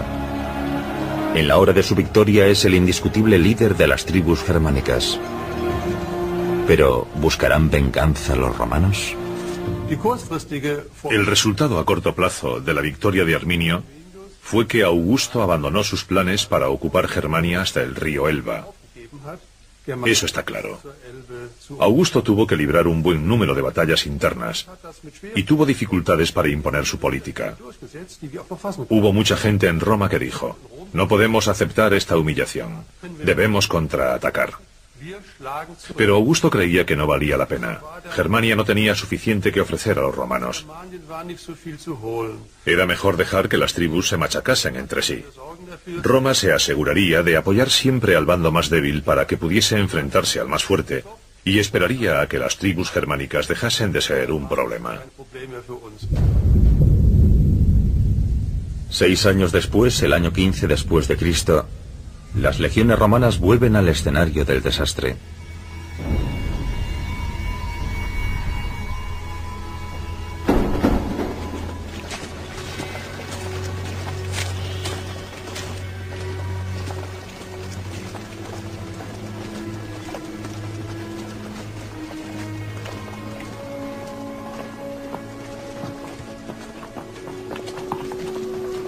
Tácito describe los terribles descubrimientos que hicieron las legiones bajo el mando de Germánico.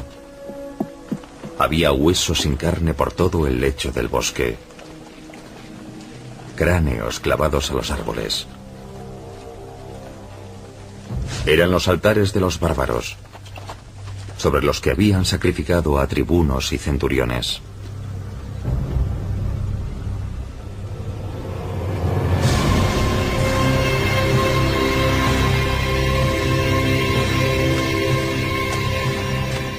Germánico ordena enterrar los restos y presentar un último respeto a los caídos.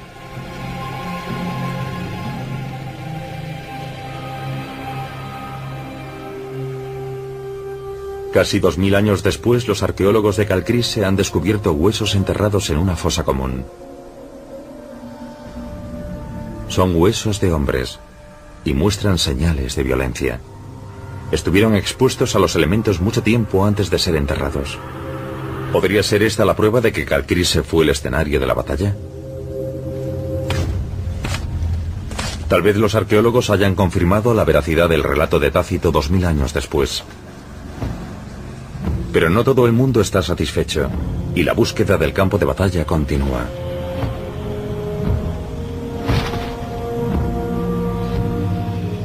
Germánico fracasó en su intento de vengarse, de aplastar a las tribus germánicas.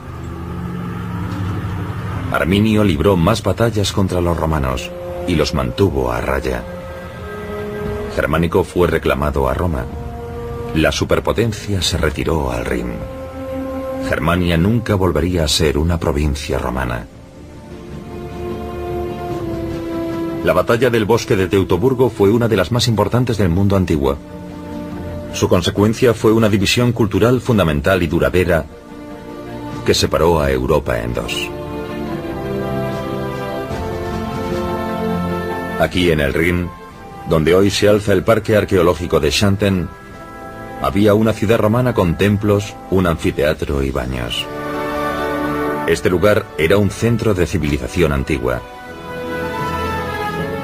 En la orilla opuesta del río, las tribus germánicas siguieron siendo lo que siempre habían sido, libres e impredecibles. Germania simplemente siguió su camino, como antes de que llegasen los romanos. Germania no era de ningún modo una nación unificada. Tendrían que pasar muchos siglos antes de que se formasen grupos tribales más grandes, como los alemanes o los francos, que a la larga serían lo bastante fuertes para acabar con el Imperio Romano en el oeste.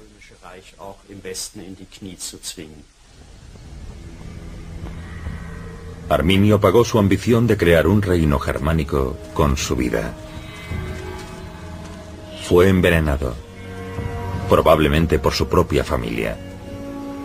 Sin un enemigo común, la región volvió a caer en un estado de feudalismo permanente. Ningún jefe toleraba que otro le superase en poder e influencia. Una situación que caracterizaría a esta parte de Europa hasta los tiempos modernos. El problema para los reyes siempre era la aristocracia. Y ese problema duró en Alemania hasta el reinado de Federico Guillermo IV. Cuando le ofrecieron el trono en 1848 dijo: sí, pero ¿qué piensan mis otros príncipes? No le importaba lo que pensase el pueblo, pero temía a sus iguales, a las otras cabezas coronadas de Alemania.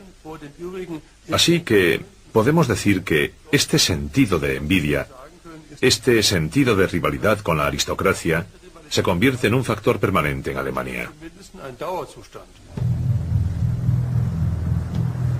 Arminio fue considerado el héroe germano durante mucho tiempo. La adoración alcanzó su cenit con la construcción del monumento a Hermann en 1875. La espada apunta hacia Francia, el mayor enemigo de Alemania en el siglo XIX, aunque Arminio había luchado contra Roma.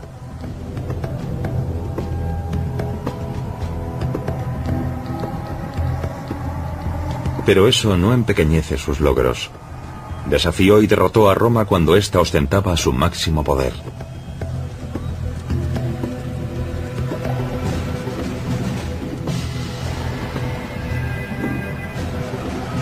Pero nunca habríamos sabido nada de este héroe si sus enemigos no hubiesen contado su historia.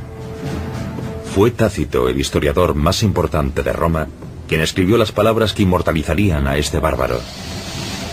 Nunca fue derrotado en combate. Su vida duró 37 años y su poder 12. Hoy, los pueblos bárbaros siguen cantando sus alabanzas.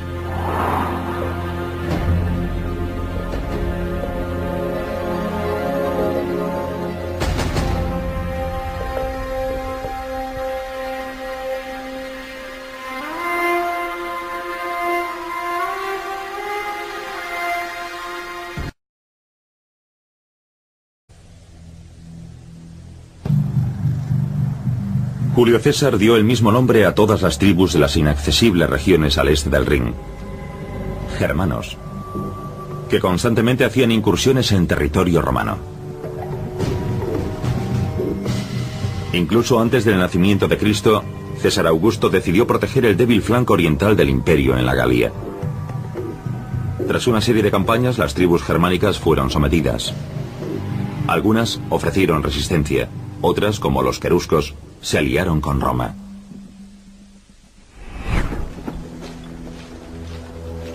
Esta tribu vivió entonces bajo el puño de hierro de la Pax Romana.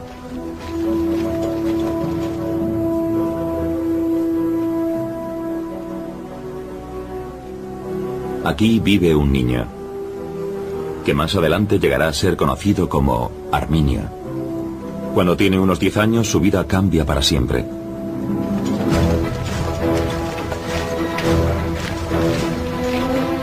Arminio es de sangre noble. Su padre, Segimer, pertenece a la aristocracia querusca, aunque Segimer se opone rotundamente a la alianza con Roma.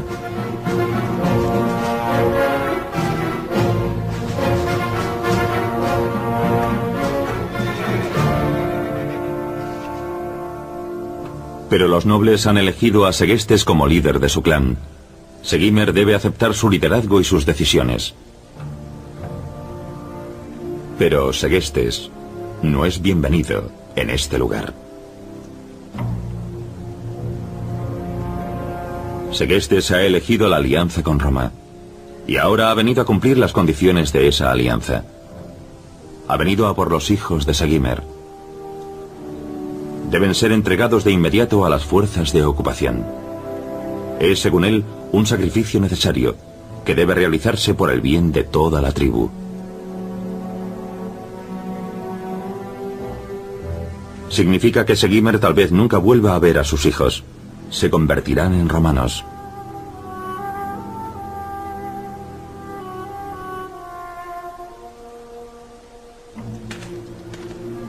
La toma de rehenes era una de las tácticas favoritas de los romanos.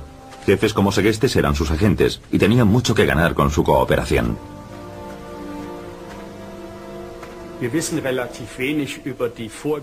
Sabemos relativamente poco sobre la historia antigua de los queruscos. Aparecen de repente en la época de Augusto. Durante un tiempo fueron enemigos de Roma, pero después firmaron una alianza con ella. Segestes era el líder de los queruscos en tiempos de la conquista romana. Los bosques hacen que los hombres se estremezcan de miedo. Lo que más desconcertaba a los romanos era que no había caminos, ni rutas comerciales, ni por lo tanto puntos fijados hacia los que dirigirse. No había castillos ni baluartes que tomar. Solo aquel bosque terrible que tardaron 9 días en cruzar y en el que no encontraron ni un solo ser humano. Era una pesadilla para los romanos.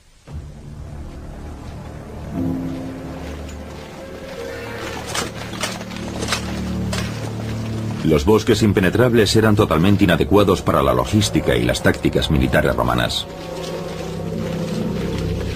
Ser destinado a Germania en el gélido norte era considerado un castigo por la mayoría de los soldados romanos.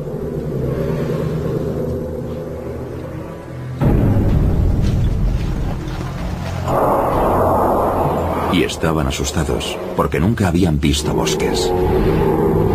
Tras siglos construyendo las ciudades romanas y su flota naval, Italia se había quedado prácticamente sin bosques.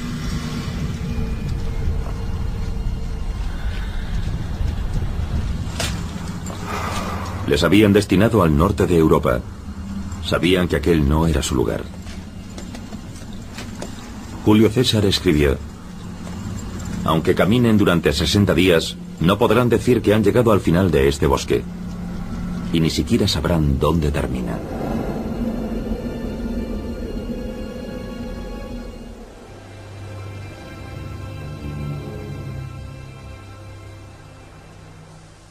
A lo largo y ancho del Mediterráneo, Roma tenía una cultura urbana.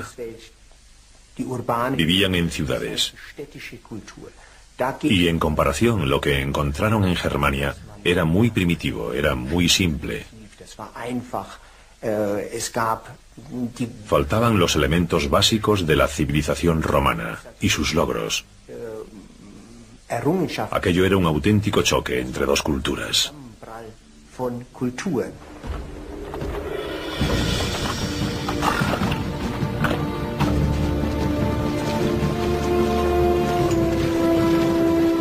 Para Arminio y Flavio, su viaje hacia el mundo romano les habría llevado en primer lugar a través de los bosques hasta el río Rin.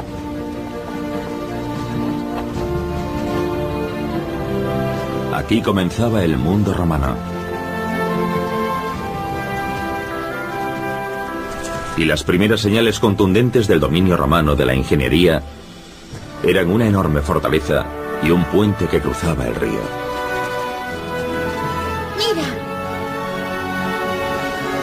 Desde este campamento del ejército en Vétera, muchos miles de legionarios protegen la frontera de Roma a lo largo del río. Es solo uno de los muchos campamentos a lo largo del Rin. Cuando una superpotencia colosal, como Roma, choca con una tribu relativamente pequeña, no es de extrañar que parte del clan o toda la tribu decida aliarse con el enemigo.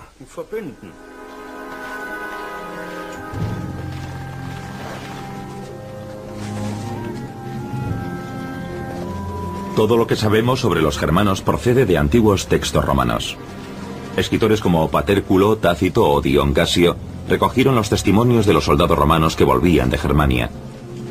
Las tribus germánicas no tenían textos escritos, de modo que no dejaron versión alguna de la historia de Arminio. Arminio y su hermano Flavio el Bello serían educados como romanos, para que algún día pudiesen volver a su patria como representantes del poder romano.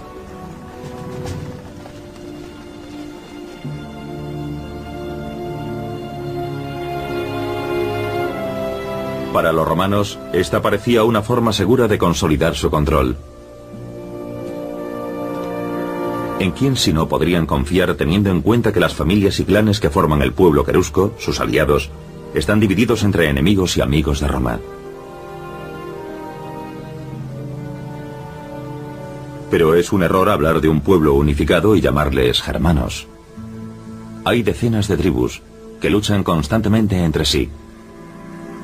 Para los romanos, esta es una terra incógnita, un mundo desconocido.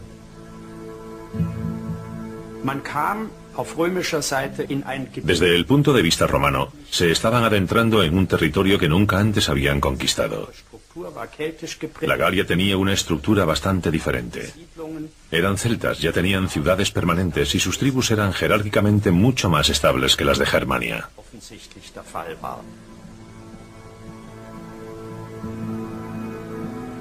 Los pueblos germánicos viven para sí mismos, separados entre sí, escribió el historiador romano Tácito. Los mayores asentamientos apenas tenían 25 casas, y humanos y animales convivían bajo el mismo techo.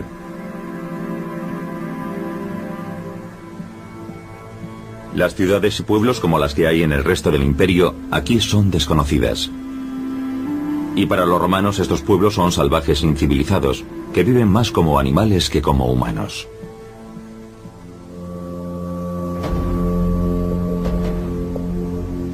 Tácito nos cuenta que viven en un territorio salvaje, entre los ríos Rin y Elba. Un paisaje cubierto por vastos parajes de bosques espesos de roble y abedul. El lugar que describe Tácito es totalmente desconocido. Las ciénagas que cubren este territorio son repulsivas.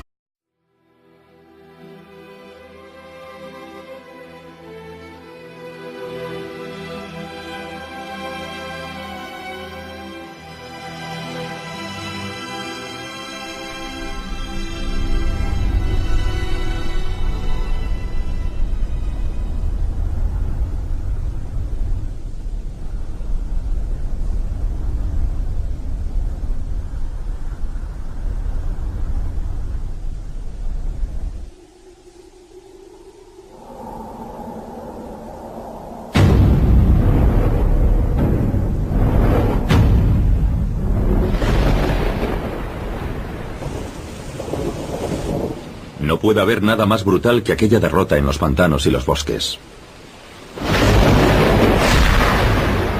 Así se contó en los anales de Roma. 3 legiones imperiales aniquiladas en los pantanos de Germania, en otoño del año 9 después de Cristo. La batalla marcó un punto de inflexión en la historia europea. Porque Roma fracasó en su intento de conquistar las tierras al norte del río Elba y, por supuesto, las que estaban más hacia el este. Los romanos se retirarían a sus defensas en el Rin y el Danubio. Europa quedaba dividida en dos, y así seguiría durante siglos.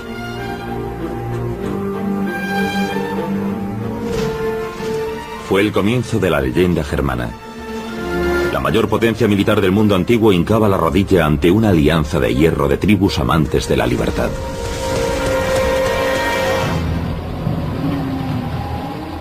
Los nacionalistas alemanes del siglo XIX convirtieron esta batalla en los pantanos en el acto fundador de la nación moderna.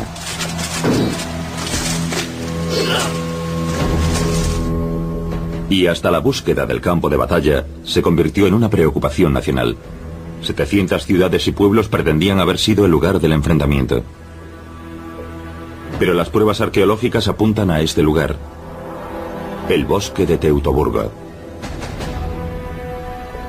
Desde 1875 un monumento al vencedor domina el paisaje. Arminio para los romanos, o Hermann, el primer héroe de la liberación germana. Desde entonces, el recuerdo de Arminio ha permanecido vivo en este país. Esta es su historia.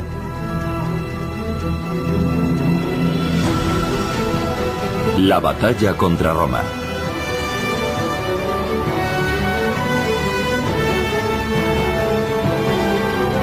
Episodio 1. Una provincia demasiado lejana. Los romanos fundaron ciudades como Colonia, Coblenza y Maguncia, escaparates de la civilización romana. Pero el mensaje que transmiten no es "no os acerquéis".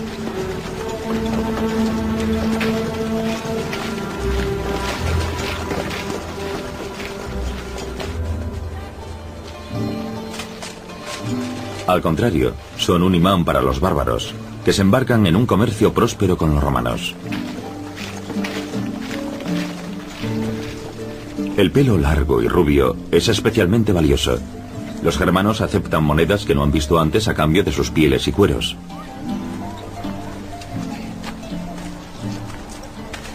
Dos monedas. Las tribus que no tienen nada que vender trabajan para los romanos. Es un mundo nuevo tentador. Sin duda debió de causar una tremenda impresión a las tribus germánicas la forma en que los romanos construían sus torres, la compleja organización que tenían detrás, su destreza para los cálculos y medidas, su destreza para ofrecer un suministro de agua corriente. Todo eso debió de causarles una enorme impresión. Nos imaginamos a aquellas tribus con la boca abierta, absolutamente sorprendidos.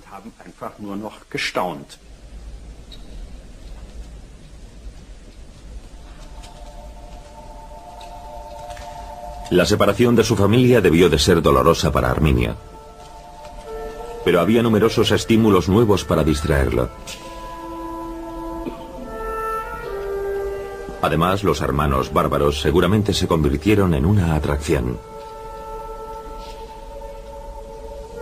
Como hijos de nobles recibieron un trato privilegiado.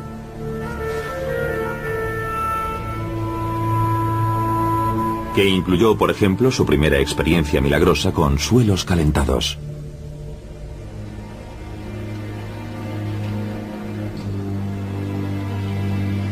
Es el viaje de sus vidas. Remontan el río Mosela, atraviesan las ciudades de la provincia romana de la Galia y continúan por el Mediterráneo hasta la capital del mundo antiguo. Era una táctica muy popular entre los romanos. Llevaban a los hijos de los nobles a Roma y los educaban en una escuela en la colina palatina. Allí cumplían dos objetivos. Por una parte eran rehenes y garantizaban el buen comportamiento de sus padres, pero por otra eran educados como romanos, y se esperaba que cuando volviesen con su pueblo se comportasen como tales. Y sin duda eso fue lo que le ocurrió a Arminio, porque cuando él era un niño, los romanos tomaron rehenes nobles en Germania. Arminio y Flavio posiblemente